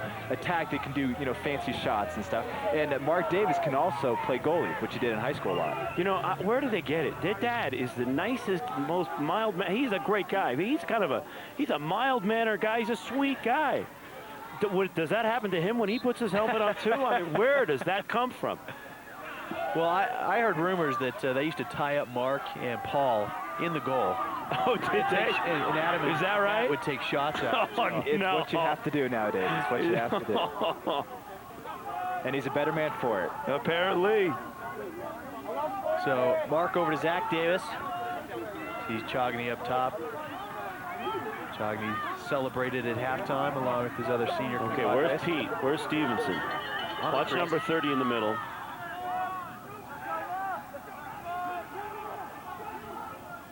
I think Pete might have a chance to cut. It seems like the Utah defenders maybe not, you know, where he is. Maybe when they're standing around, he could be able to cut back door. Walker Bateman going against Schatzer. Bateman with the left hand. Nice save there by Johnson. You saw Pete had collapsed into the center. I'm sure that there was some interference between Bateman and Pete on that one, and Stevenson on that one. That's usually what that play is set up to do, but you know, Bateman decided to pull it up and call his own number. And another failure to clear for Utah. They've got to fix that problem. We've got a great crowd here tonight. Good size. Graduation night for BYU. A lot of Utah fans making the trip down. Mark Davis up to Dan Cole. Oh, my voice holds out. Kind of feeling like I'm 13 here. Walker Bateman with a nice little, tried a nice little dodge, loses the ball. And Clint English going the other way for Utah. It's a good run by Clint. Turkoglu going against Kubesh. Now here's the strength of the team. They've got it right at their strongest position. And at this point, they really need to try to dodge and score goals. Absolutely. I mean, every possession is critical. I think, you know, kind of a stall offense is not going to work. They need to attack the cage. Edwards now controlling for Utah.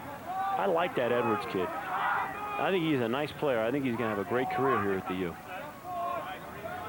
Turkoglu back up to Edwards. Over to Brand. Gets it over to Johnson. And Coach Goodhand kind of yelling out to his team who's moving. They do look quite flat-footed, just settling for passing around the circle. Johnson with a nice cut. Nice looks. And there's a nice cut, nice play. That was executed well. That's what they need to do. Dan Cole not in position for BYU, and Johnson with a nice cut. Certainly a defensive breakdown by the Cougs. Yeah, it was a good dodge and a better feed. It's a great shot, too. The cutter coming down wide open and a great lefty shot. And take a look here as they move the ball around. You know, this is an example of what Utah is really capable of. Yeah, this is. Well, they did a nice job. They possessed the ball very well on that sequence. They ran a nice play. The catch and shoot was great. Placement on the shot was great. They can do that. They can do that stuff out here. Wow, did you see that hit? I did. Zach Davis. Zach Davis taking out. Ouch. Taking out number 29, Lawrence Wright. And ball going to BYU.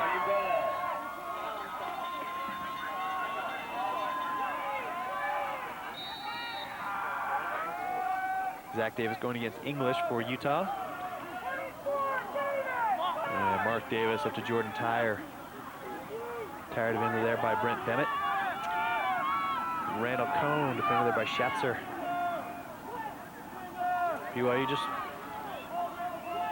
working it, looking for an opportunity. Mark Davis getting by his man, Zach Davis. Great movement. Sees Randall. Oh, that's Monteith on the crease. Unable to get a shot off.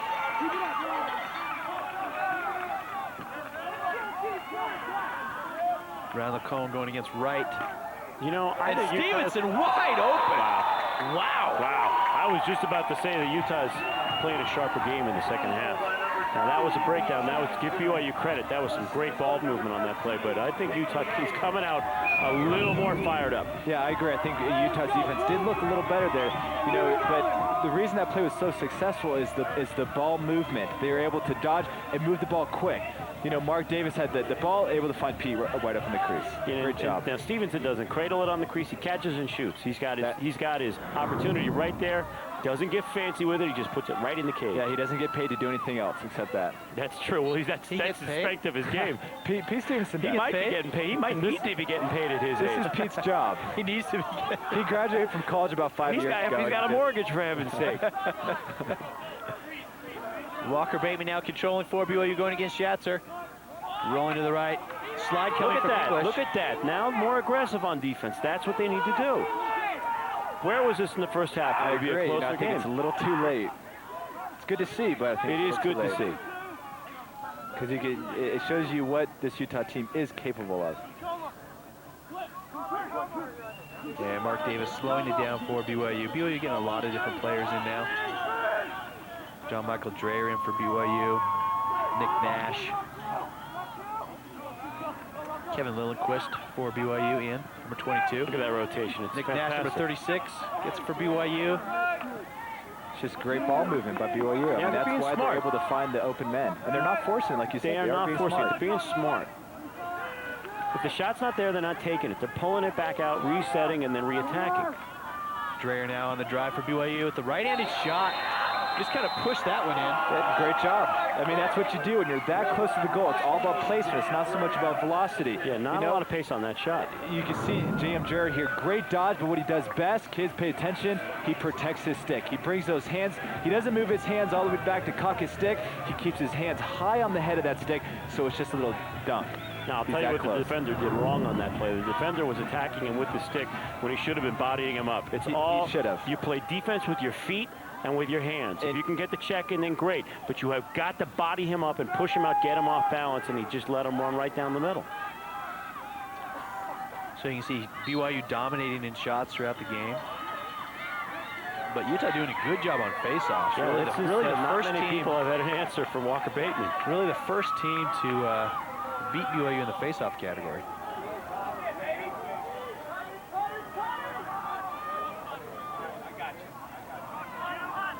Trickle up to Edwards. Edwards finding Quayle. Over to Turkula. So this BYU defense just really shutting down the attack for Utah this far. Well, we haven't been calling a lot of defensive numbers, and you know what? I think that's great because they play as a unit. They play as a team. They play body position.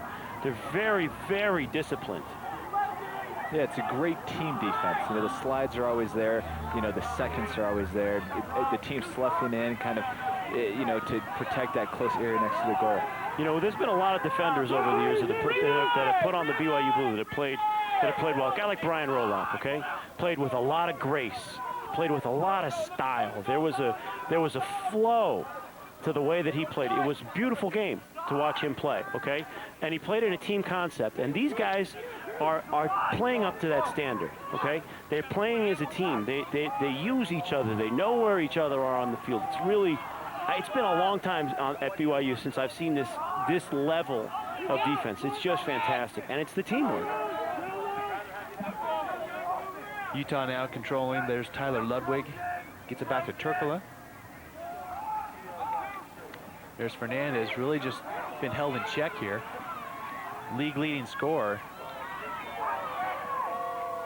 Richie, attack the goal! Richie, attack the goal! Richie! Ludwig trying to go against Chogany. You can hear Coach Goodhand saying, attack the goal, attack the goal. I mean, he knows that holding on to the ball is just not gonna tighten the gap here. They've got to attack. They've got to play crisp and aggressive. Yeah, I agree that they need to attack. I'm just not sure if they've even had an opportunity to. It seems like BYU's defense is just so good. I think it needs to start with these attackmen. Quayle trying to put it into the crease there, and Cameron Archibald coming up with that one. Jordan Harris, crossfield over to Kubesh, and that one's going to make it out of bounds. Yep. And Utah get another opportunity. You see Mark Chogany diving, very characteristic of just all-out hustle. Yeah, winning 10-2 in the third quarter. And just, he doesn't know quit. He doesn't understand the word quit. You see there, that's great hustle stat. BYU leading in ground balls, 25-17. I love it. First line defense coming out. Second line defense getting some time here. Hutton, Reif, Curtis Salmon, number 4. Where's that girl that got engaged over on the sidelines? Is she looking at the game or is she looking at her ring? She's probably over there just staring at her ring. I'm sure she's making all of her friends jealous.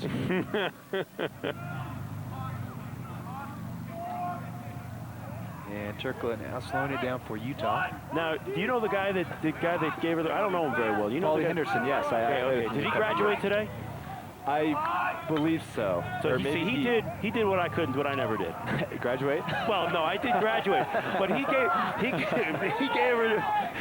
her the ring before he graduated. Okay, that's what I was hoping for. You know, you come to BYU, you're looking to get, you know, hooked up. And he got hooked up on the last possible day. There's the future Mrs. Henderson. She's watching the game. The great shot at the lucky lady.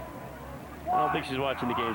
They're all huddled up, checking out the ring. Now, Charlie, I was around when you were around. I know you were trying really hard. I was trying real hard. Yeah, there's no doubt I was trying. I think consistency was your problem. I had a lot of problems. Consistency was one of them. There's no doubt. You know, speaking of getting married, let's not make this about my dating problems, please. You know, we can shift the focus from Charlie Friedman over to Mark She's watching the game. And I think Mark Chogny might need to follow the example of the assistant coach, Paulie Henderson, and try to find that lucky lady. Yeah. So if any young female out there, you know, has a desire to date an All-American athlete. Yeah, you think he's thinking about the game right now? That's Henderson. He's thinking, I'm engaged. What did I just do? What did I just do? McQuailey now controlling for Utah. Gets it up to Johnson. Brand controlling for Utah. Over to Turkla. Utah trying to set up a play here. Johnson going against McClure. Here comes the wrap check. See, look at that defense by McClure. That's it. He's not going for a stick. He's pushing the body. He's cutting down his angle.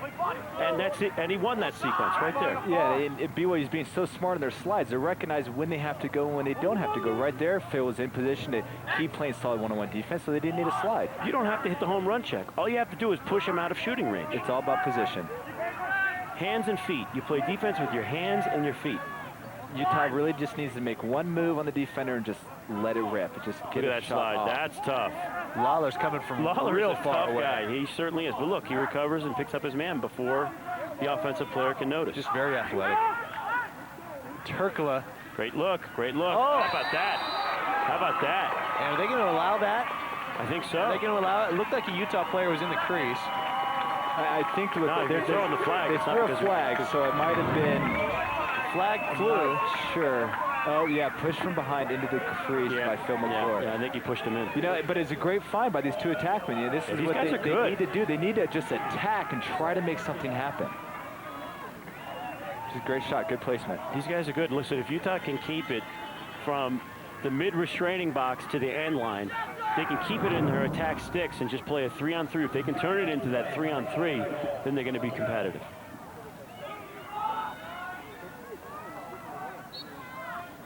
So here on the face-off, Bateman losing again. I mean, this has been unprecedented this year for Bateman to lose the draw by Tyler Monteith to keep the ball in bounds. So heads up. Great job. Very impressive. Who wants it? Who wants it? This is not about skill. This is all about desire. Clark Collins coming out of there for BYU. Monteith coming out with it. Great job by Tyler Monteith. You know, something happened there that I really like. The Utah player got the BYU guy on the head. Now, Marty, the referee over there, saw that. It was a no call. It was a brush. It was a light check. But instead of taking over the game as the referee, he lets that one go, and I think that's a great idea. Now the flow of the game keeps going. I agree with that. You know, you just want the kids to play. Just let the kids play. Just let the kids play. For heaven's sakes. That's what I yell at the refs during our high school game. It's really about the kids, isn't it? It is. That's all it is. It's not about us trying to live through our glory. Look at that. Look. Davis. Pete Stevenson. Wow. This BYU team is on fire. Oh my goodness, I love my Mark Davis. And Pete Stevenson just finding the open space on the crease harder than you would think. Being a good finisher is tough. Yeah, he's just such a smart player. He knows where to go. You know, he knows to just stay right there and just finish. Great job. Just very crafty. He doesn't follow his man. You know, just kind of stays, waits for the pass. Once again, Pete Stevenson is able to catch the ball, shoot the ball, turn around, walk out of the crease and celebrate. It just should not happen that way. He has got to get a grass stain on his back when that happens. I'm not so sure there's a defender within 5 feet from Pete Stevenson on that one. Well, it's, you know, Mark Davis did such a good such a good job of drawing everybody. So Mosel now winning the draw. Walker Bateman actually picking up the ground ball. And they think BYU may have the advantage on faceoffs here pretty soon too. Bateman likes that little fake. That time it came out of his stick. So, and that was a good clear. Quayle now for Utah. Utah is playing better in the second half. We've seen some, you know, glimpses of life in this Utah team we really in the have. second half, which is, you know, you like to see it because you like to see the program grow and get better. There you go. Great example. That's nice. You know what? These attackmen are good. They are. They are indeed. Turkler with a nice little dodge there on Kubesh. Now you can say that they have racked up all these points against teams that aren't ranked, but they would rack up these points against a lot of teams. I like this attack. I agree. I think they are that good, you know. But the problem is they just haven't got the ball that much this whole game. But this whole play right here, the great shot by Turkler, all started because of that great clear. Turkler's got 3 goals now, doesn't he? Does he have 3 of their 4 goals? He's got 3 of their 4 goals, yeah.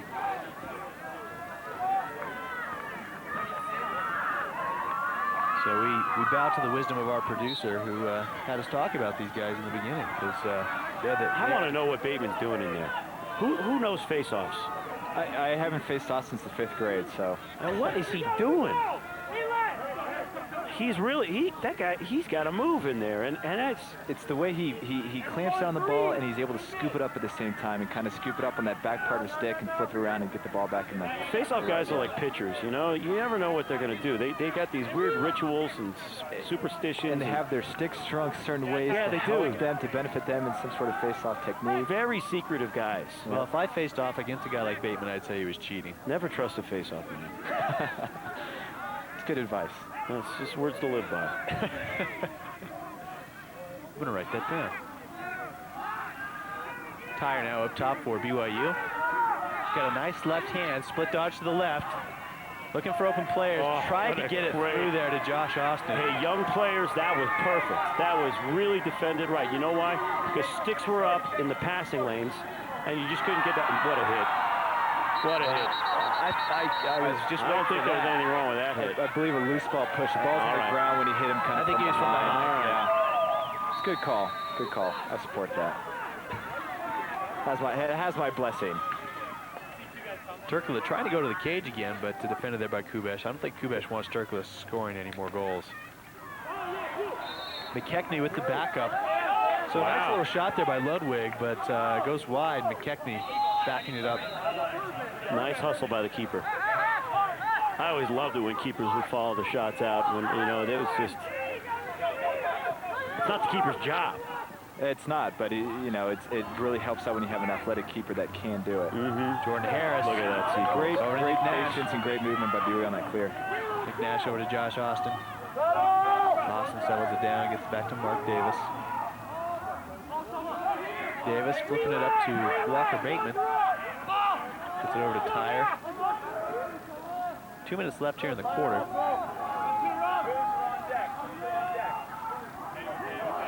BYU just very much in control. Relaxed, confident, know what they want to do with the ball, hold on to it well, possess it well, smart.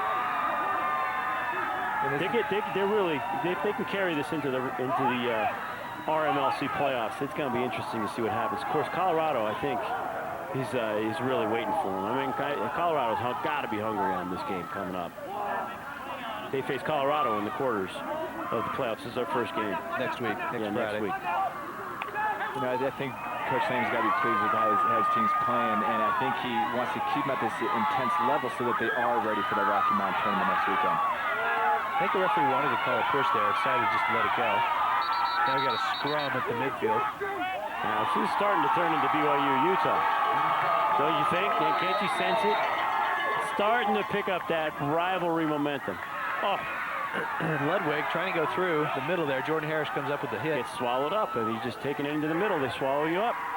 McKechnie now clearing for BYU. Great look.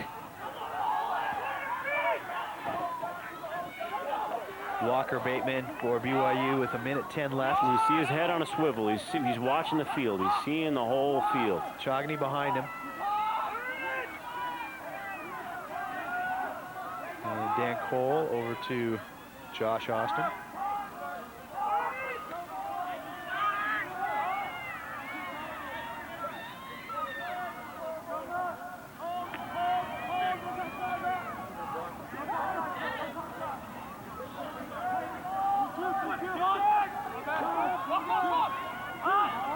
Walker Bateman for BYU. Trying to deny Chogny a little bit is Ludwig, a freshman. Chogny's going to take him to the left.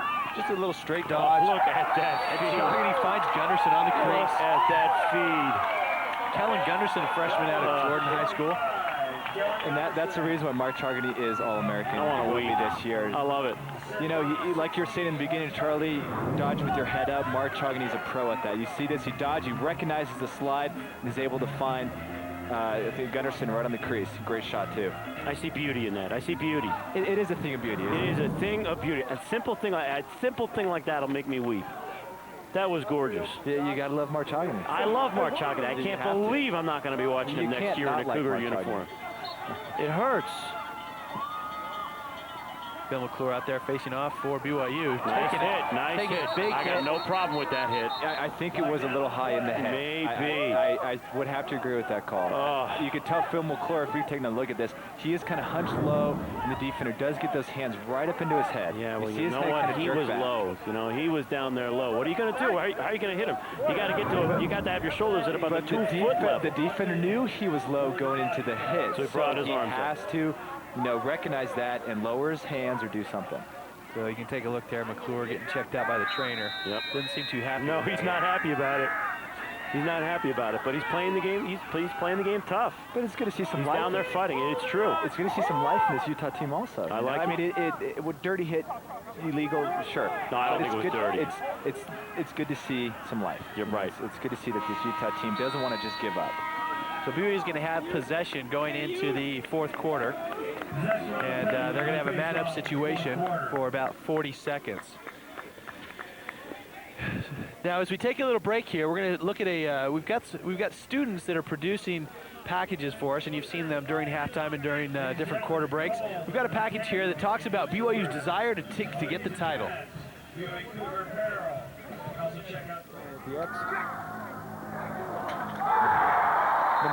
This year it's going to be different. Deaky down the middle to Kyle. Down the middle to Kyle. Taking a call on the CSU. Check. He push the This year it's our turn. Dude, it's a great shot and save. And shot. Cole fakes it, goes behind the back. There's a 6 on Davis. Up to Randall, goes back to his left, takes a shot. BYU has failed in his last 4 attempts at the UCLA championship. However, Coach Lamb feels confident that his team can change that this year. One of the things that stands out is that they're playing hard and aggressive with a lot of energy and get up and go. That's something that's important for us and the way we want to play here now at BYU. The Cougars have proven this year they have the ability, skill, and confidence to come out on top. With a win over number 2 UCSB and a tough loss to CSU. Our goalies have been really doing very good, especially it's really cool how we get to change it up, and I think it messes up the teams and stuff because once they start to realize like how the goalie is and stuff, we change it up and we put in a different goalie. Coach Lamb has utilized this aspect and continues to swap freshman goalie Chucky Powers for senior goalie Glenn McKechnie. I mean, we both play solid. We're solid, all the time, and it's just switching. I don't know. Just doesn't seem like the games have been decided by goaltending, so it's no big deal. Yeah, I think that we both have strengths and weaknesses that the other one don't have. I think we complement each other pretty well. Chucky plays really well out of the cage. He's pretty athletic, and he makes spectacular saves. And I think I'm a little older. Maybe I have more experience. This year, the Cougars are determined to bring the UCLA championship home to Provo. I'm Danny Harris, BYU Sports Network. Hey, welcome back. You can see a great shot of the moon there. I want to thank Danny Harris for that piece, and BYU certainly on the hunt for another championship this year. And with the depth that they've got, if they play like they're playing tonight, it could be theirs. I think those were some winning sunglasses by Zach Austin. Yeah, I wasn't sure if that was Rod Stewart or John Bon Jovi or who. I'm glad they had his name down there. That was all Zach Austin. You know, one thing I liked that Coach Lynch said in that little piece was about the level of intensity that he wanted his team to play at, and I think they have done so throughout the whole season, and especially today. You know, I think he's done a great job preparing his team for the Rocky Mountain Tournament next weekend. Choggany shooting from the ground. Johnson able to eat that one up, but another nice shot. Stevenson running back on defense. Here goes Pete Stevenson. That might be the farthest I've ever seen him run. Now he's got to run back. It's only because it's senior night that Pete Stevenson is going to play defense. He's gassed. Get him out of the game. Go, down the corner. Stevenson looking to pick up a Stevenson's going to play defense. You know, Stevenson was a keeper. He was the division, the B division all-league keeper. Yeah, he knows what he's doing on this side of the ball. He definitely does. He knows how to communicate and direct people. Well, I'll tell you, Pete started down there. He's down there. He started in the goal. I coached him his very first year in high school, and nobody else would play goalie, and he just said, "Hey, I'll step in there." Well, Stevenson is just a lacrosse absolute. He just sleeps, waking hours. The guy is always thinking lacrosse. I mean, he is just a gym rat for lacrosse. Nice check. Sam doing a nice job against Turkey Lou.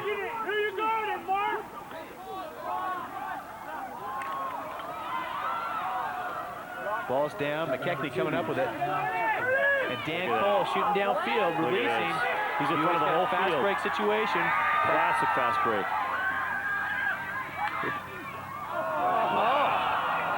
Tried to take it, maybe force that one. Could have used his teammates. I think so too, but it was a really nice fake.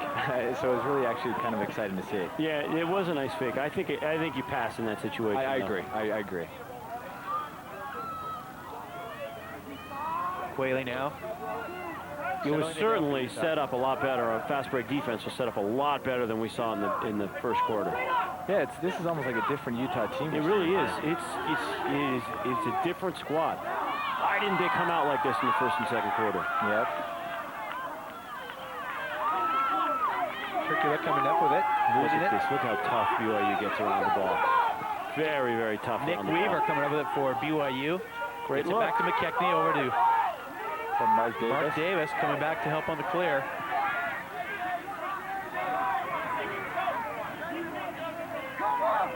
Zach Davis for BYU. They're substituting Mitty, so the attack's going to hold on to the ball here for just a minute. Mark Davis being guarded by a short stick.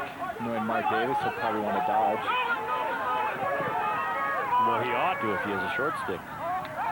Randall Cohn. A little roll dodge into the middle, looking for Pete Stevenson, cutting across the crease, unable to get it to him. Ball goes out of bounds. Yeah, Pete Stevenson looked like had two defenders, kind of on top of him. Pete Stevenson is good, but I think that it might have been a difficult pass to catch. Well, I'll tell you what, the really great crease attackman can catch that ball. I think Pete's one of them. I think he can. They have a way of catching and releasing without letting the defense know the ball is even coming. So many times as a defenseman, you know the ball is coming in the middle when the attackman's eyes get huge. And all of a sudden the ball is coming, you know you need to check the stick. But the really good crease guys don't even give you an indication that that's happening. Ludwig getting crunched there by Scott Lawler. Salmon coming out of there with it.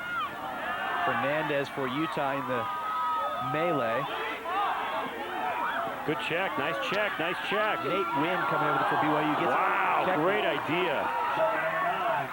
Yeah, great hustle by Glenn. That was, great job. Well, great hustle by everybody out there. That was some tough ball. Jared Reif trying to get up to Lawler, just unable to complete that pass. Coach is not happy. Coach is not happy. That is one of the few sloppy sequences that we've seen today by the Cougs. Yeah, taking a look at Glenn McKechnie saving that shot on a wide open goal. Great job to hustle back to get into the crease. Yeah, that was good hustle. He probably left the cage a little bit early on that one, though, huh? Right, down to Quayle. This is where Utah wants the ball. Their attack is controlling. Now, I don't know about that one. I think that was the other side of your comment about just let him play.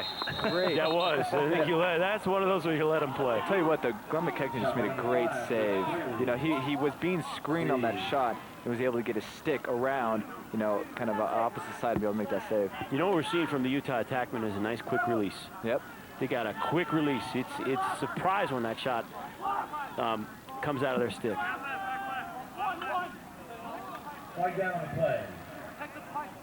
So BYU is going to be man down here for 1 minute. Slashing call against Jared Reif. So on senior night, Jared Reif wanting to get in the scorebook. Does so with the slash call. Well, every defenseman gets 2 penalties a game. If they don't get 2 penalties, they're doing something wrong. Nice and moves. Here's Goodhand. The nice shot. Nice moves. What a nice shot. It's pretty. Once again, the different Utah team showed up for the second half. It's true. Great ball movement by Utah, especially on that man up there. It's true. Able to dodge instead of just forcing the shot. Able to move it one more over to Goodhand with a great shot. Yeah, this is what they got to show the voters right here. This is what hopefully the voters missed the first half. Goodhand with a just excellent placement, bounce shot off stick side. Now again, Goodhand has not been in the game except for in man-up situations. He is an outstanding midfielder for Utah, but has been hurt. And I think that's something Utah's really missed in this game. Just hasn't.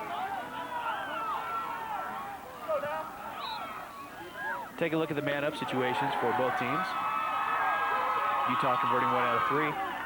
And Utah winning another face-off. So uncharacteristic for BYU to be losing face-offs, but this game is going totally opposite what I thought it was going to go. I mean, I thought the second half it would be close in the first half. Second half, BYU would take control. But Utah is not going away. Again, off stick side. This is great. They're waking up. They're starting to get some life in them. They're starting to be aggressive. They're taking opportunities to shoot and score. Great job. Did I mention I'm wearing a red tie? A little too late, Charlie. I got a red tie on. I like these guys. I like this team. I do too. I like Utah Lacrosse. You know, it's great to see them get better and to hopefully make the tournament. I would love to see that. Now, is that because Utah, it means a little bit of Utah coming alive and BYU saying, yeah, the score is 12-3 or 12 to whatever it was. Now it's 12-6. Well, certainly BYU playing a number of different players, you know, third line players coming in. And Utah, again, failing to clear. Yeah, they need this. They need every opportunity. I mean, there's a sign of life here. I mean, it would be monumental, yes.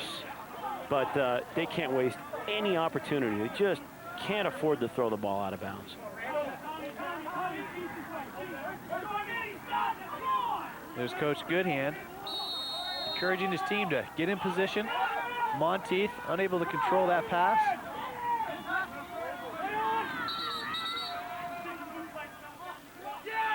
So they're going to call the BYU player was out of bounds when he touched the ball with his stick. So it was a play on situation. BYU came up with it. It goes back to Utah. Can they clear it? Can Utah clear it? No, they can't. No, they can't. There's Jordan Tyre with a great hit. Cannot. Here comes Lawler. Move the ball. There you go. Oh, wow. Pete Stevenson just is a great shooter. He is a great shooter. It's just all about placement. He puts velocity when he needs velocity. He does placement when he needs placement. Great shot right there. But it goes back to your point, Charlie, though, is can they clear it? Okay, they couldn't clear it, but let me tell you something about the development of Scott Lawler as a player. In the early games of this season, he shoots that ball. Yeah. He shoots it. This time, he realized he's grown. He has grown a lot in this year, and he's looking for the open man. He had a double team, and Pete was wide open, and he found Pete, and it was a great finish. But Lawler has really developed as a player this year. I'm impressed. Yeah, I'm very impressed also with the maturity level of these freshmen, and I think a lot of it has to do with the senior leadership. You know, it's Pete Stevenson, it's Jared Reif, Mark Chogany teaching these kids what to do and how to do it and become better athletes. Well, they've done it. I mean, and that was Lawler used his head. He was thinking as a player. His head was moved. It was the right move. And it's not a move that I think he would have made early in the season. Well, it really, you know, when you talk about kids, Jordan, we kind of joke, but there can literally be 7 years difference between some of these freshmen and the seniors because, you know, with guys serving missions and maybe a redshirt year, you know, they can be 7 years apart. So there's a lot of experience to be gained between, you know, age 25 and age 18. Well, I tell you how that affects this current squad is that a lot of these freshmen are going to be gone next year. Yep. They're going to be in Oklahoma and South Korea and France, and some of them are even going to go to Utah County South. But also positive about the program, we're going to be returning a lot of players, and we're returning an outstanding midfielder, Ryan Angelos, who started his freshman year that did exceptionally well. You know, so I guarantee that Coach Lamb was also looking forward to not just a new freshman class, but some of these return It's the circle of life for the BYU program. It really is. It's a different team each year. It's a different team each year. And Coach Lamb does a great job. Sometimes they come, sometimes they go. Thank you, Mufasa. No problem. It's a circle of life. Parker Ellis for Utah. Fernandez trying to force it in there a little bit. A little too much. He's trying to get something going. Fernandez, leading scorer in the conference, has been held scoreless here today. Turkula, you know, Bateman is a tough guy. Couple of goals. He really is. He just doesn't worry when you can have a defender hanging all over him, and he's still playing under control. Well, I think a lot of it has to do with just his stick control. Oh my goodness! Great job. Two Utah players go down in that sequence. My goodness. The BYU defender's just in the right position. Fernandez limping. This is a punishing defense. Yeah, they just don't let up. That's what I love about it. They just don't let up. These guys are tough. You know, they throw in the second defensive line, but in the third defensive line, and the intensity level does not decrease. It almost increases. Holy man, take a look at these checks here. Oh, that's what you want. That's what you want. Absolutely. I love these guys. Hutton against Ellison there for Utah. Oh, I love it. And I'll tell you what, the check opportunity is created because he knocked the Utah guy off balance. But that's when you want to check when the offensive player isn't situated right on top of his feet. When he's off balance, he's completely vulnerable. I agree. There's Fernandez actually talking with the trainer. Not good. He's possibly hurt on that play. Yeah, not good.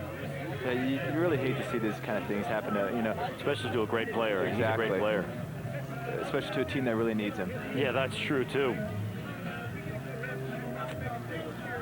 Look at Coach's intensity. I mean, we're 13-6, 7 minutes left to go, and he's got a lot to tell his guys.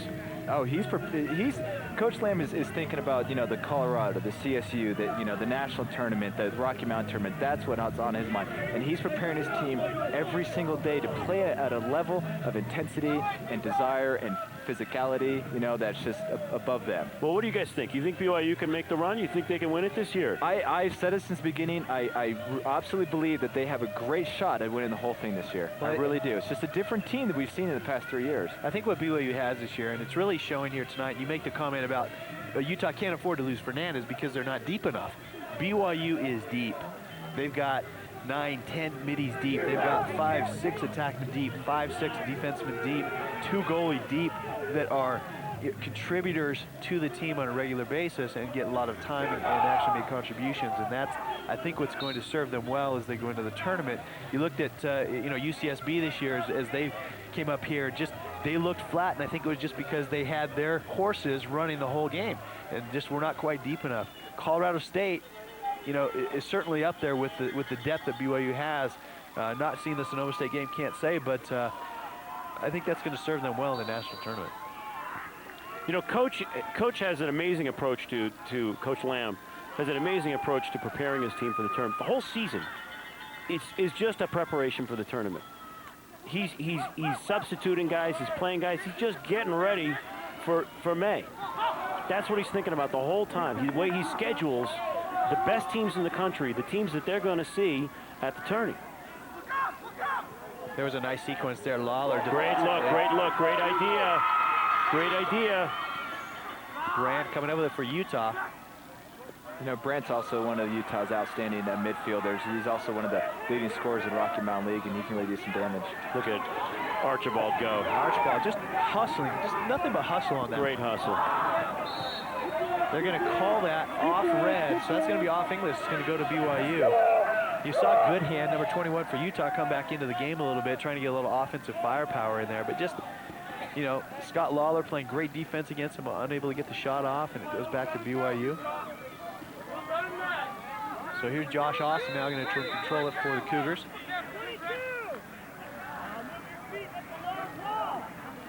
Let's go over to Mark Davis, to Tyre. Randall Cohn in his final. Now, this defense has got to make something happen.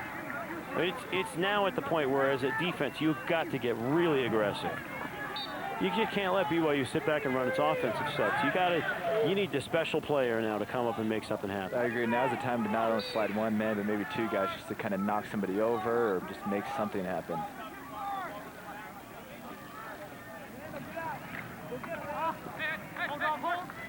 Mark Davis he's a tough guy. Those were good checks. That was a good defensive set right there. Those were nice checks, but they just can't unlodge that ball from Mark Davis. Jordan Tyre now going to the left. Gonna take that shot. Just goes wide. Mark Davis backing up. Yeah, and Jordan Tyre looks like maybe got injured on the play. Maybe not, wind knocked out of him. Well, he got hit. Check right in the... He got hit. Now, tell you what happens is the next time Jordan Tyre decides that he wants to run down the middle, he's got to worry about the guy that hit him last time. Yeah, because now Utah's coming. Now, they did in the first half. They did not in the first half. Now they're coming trying to take a look here. Look at this. He gets the shot off. Boom. Boom. Wow. That's it. That is what you do. That is defense, okay? That is defense. It doesn't, even if he scores on that play, you do that in the first quarter, okay? Even if he scores on that play, he's got that in his mind the entire game. That was a great hit. We got to give some credit to our camera crew there. That was a nice camera work. It really was. You can see the impact of that hit. Man, we've had engagements. We got good camera work. BYU's playing a good game. It's been a stellar night. My hair looks good. Oh, and the audio has been fabulous, too. I mean, really good. They've always done a great job. Now, there's been a couple of games where they've been subpar. I didn't want to say anything, but okay. But this game, they're good. One thing we certainly want to point out is that we have an all-student crew that brings you this production. Students that are doing the cameras, working in the truck and production. Particularly tonight, especially with it being graduation, we've got a fairly new crew. Bunch of first-time camera people and helping us with the sound, and we certainly want to give them all the credit in the world for the job that they do. Bring a fantastic production to the folks watching BYUtv, and somebody went down in the middle. I'm not entirely sure what happened there. I'm not sure if there's even any contact or... Well, I caught the tail end of it. It looked like there was a little bit of... a stick got caught under his arm or something going on. It looks maybe up in the throat. Yeah, maybe that's what happened. Yeah, it looks like. That kind of stuff happens a lot, unfortunately. They're running through the crease. There's contact. I mean, who knows?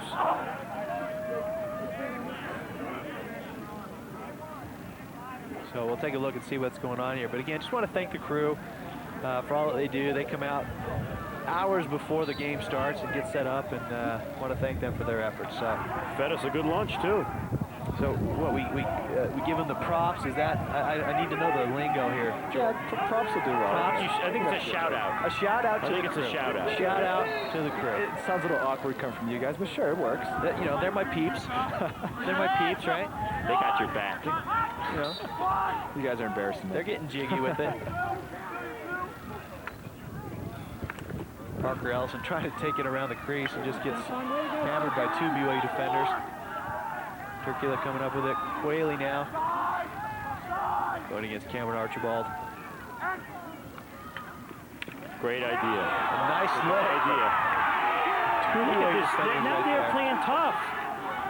Utah is playing tough right now. I love it. If they start out like this, they, very well could have a chance in this game. I mean, look at this fourth quarter. I think even Utah's maybe scored more goals, maybe. I think that's right. So Coach Goodhand's going to call a timeout here, see if they can get another scoring opportunity.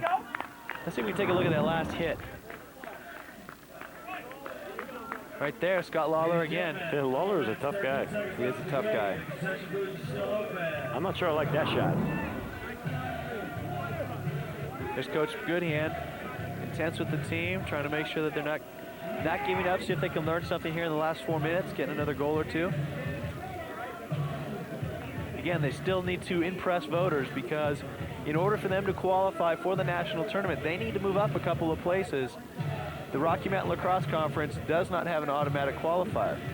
So it's I don't think they'd win the tournament anyway. I mean, they have to get an at-large bid unless they're going to beat Colorado or They'd have to beat CSU and then beat the winner of the BYU Colorado game, and that's going to be a war. Which is unlikely, so they've got to move up in the rankings high enough that they can get an automatic. Right now they're on the outside looking in, and it breaks my heart. I would love to see them go to the tournament. And hopefully this second half, from my perspective, hopefully this second half has made an impression on the voters to bump them up a couple of notches.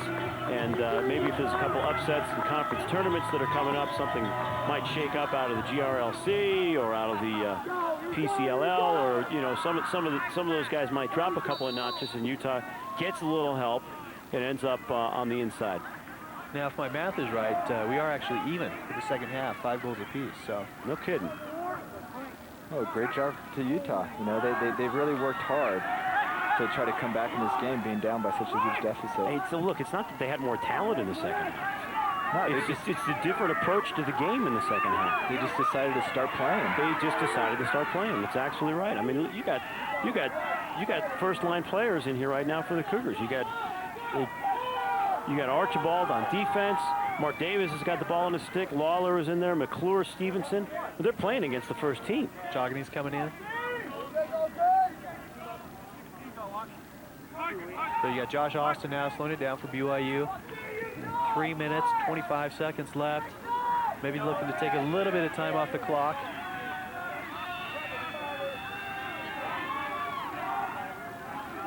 Walker Bateman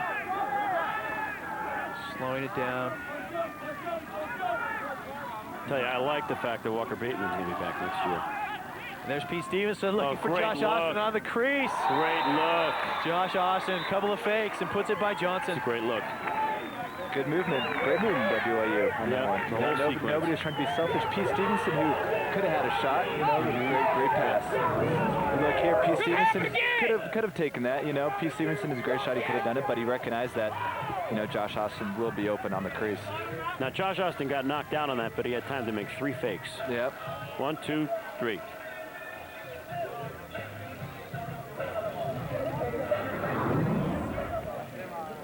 So you can see Josh Austin there. I know he's got a fan in the truck, so. Who's his fan in the truck? I don't know.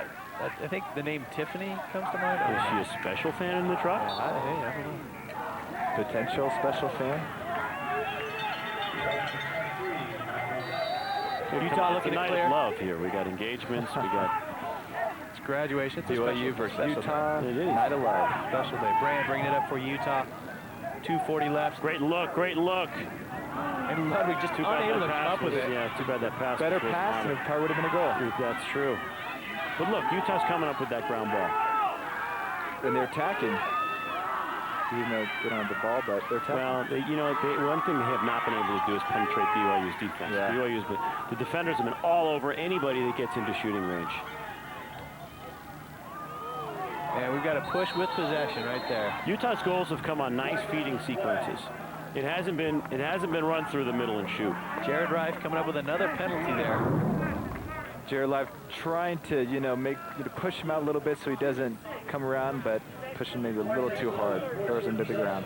You got him on the back, but that's I suppose that's a good call. Begrudgingly, begrudgingly, I suppose that's a good call. I think it was the right call, but I don't know if the Utah player decided to just fall down, or because sometimes when you feel that pressure, you fall down. If you have possession, you'll get a penalty and you're man up. Yeah, so it is a smart choice to, if it is kind of a harder push, to fall on the ground. Turkula over to Brand. He's just going to crank it up top, shoots it wide. And they give it to McKechnie. Look at that. Good hustle. What a breakdown. Just this does not happen on man down that you get beat by the goalie on the end line. And here goes Scott Lawler goes 100 yards here. Here we go. He's done it a number of times. Here he goes again. He'll be able to do it. He loses it, but he's still got plenty of position. He's got an attackman defending him. He's got some serious conditioning is what he's got. Unable to get that pass. I would die if I did that right now. Well, this whole BYU team is just in excellent shape. They really are. They're conditioned very well. Speaking of conditioned very well, Marty, where are you going to be tomorrow morning at 5:30? Tomorrow morning at 5:30, I will be at the University of Utah, as a matter of fact. Preparing to run the Salt Lake Marathon. Congratulations to Marty. So, well, not congratulations yet. We'll see if I finish. They might be wiping me off the street. I believe in you, Marty.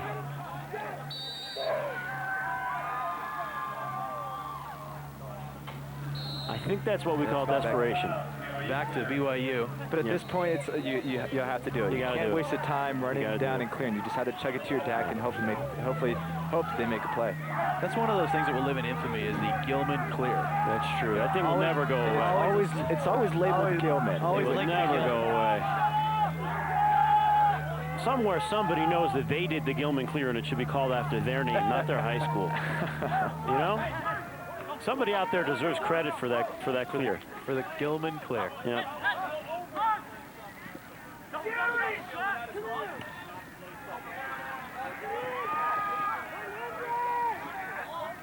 Here goes Josh Austin with a nice little underhand shot. See, and again, he goes down. Utah defender slides, puts him on his back. Well, the defender changed that shot. Yeah. BYU comes out of the box, so possession goes over to Utah. 45 seconds left here in the game.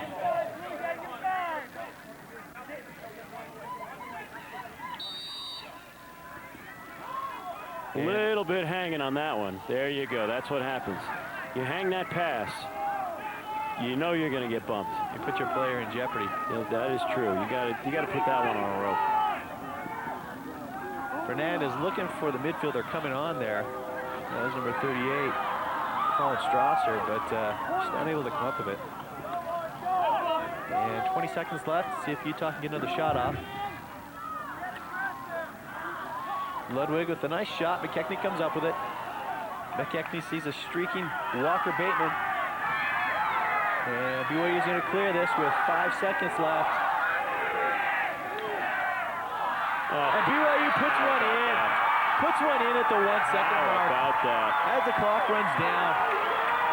Great clear by Walker Bateman. Great pass. Great shot. My goodness. You know, it just sums up what BYU's going to be able to do all night long. That's pretty much the night here. So just a fantastic outing by BYU. I think, you know, the fourth quarter maybe kind of took things and take a good look there at Coach Lamb, the Utah team. You know what? Probably a little disappointed with the way things turned out for them today. I think they were expecting more. Well, they got to get over playing BYU. Utah is a good team. They are a good squad, and they've got to get over this mojo right now that BYU has over them and just realize we can play this game. Let's go out there and give it our best for the entire game. Yeah. We're going to step away here for just a moment. BYU has won tonight's contest 15-6. We're going to be right back with final stats after this. Stay with us.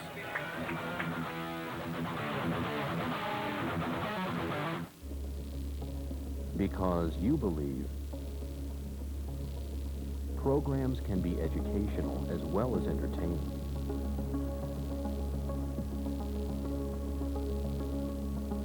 Because we believe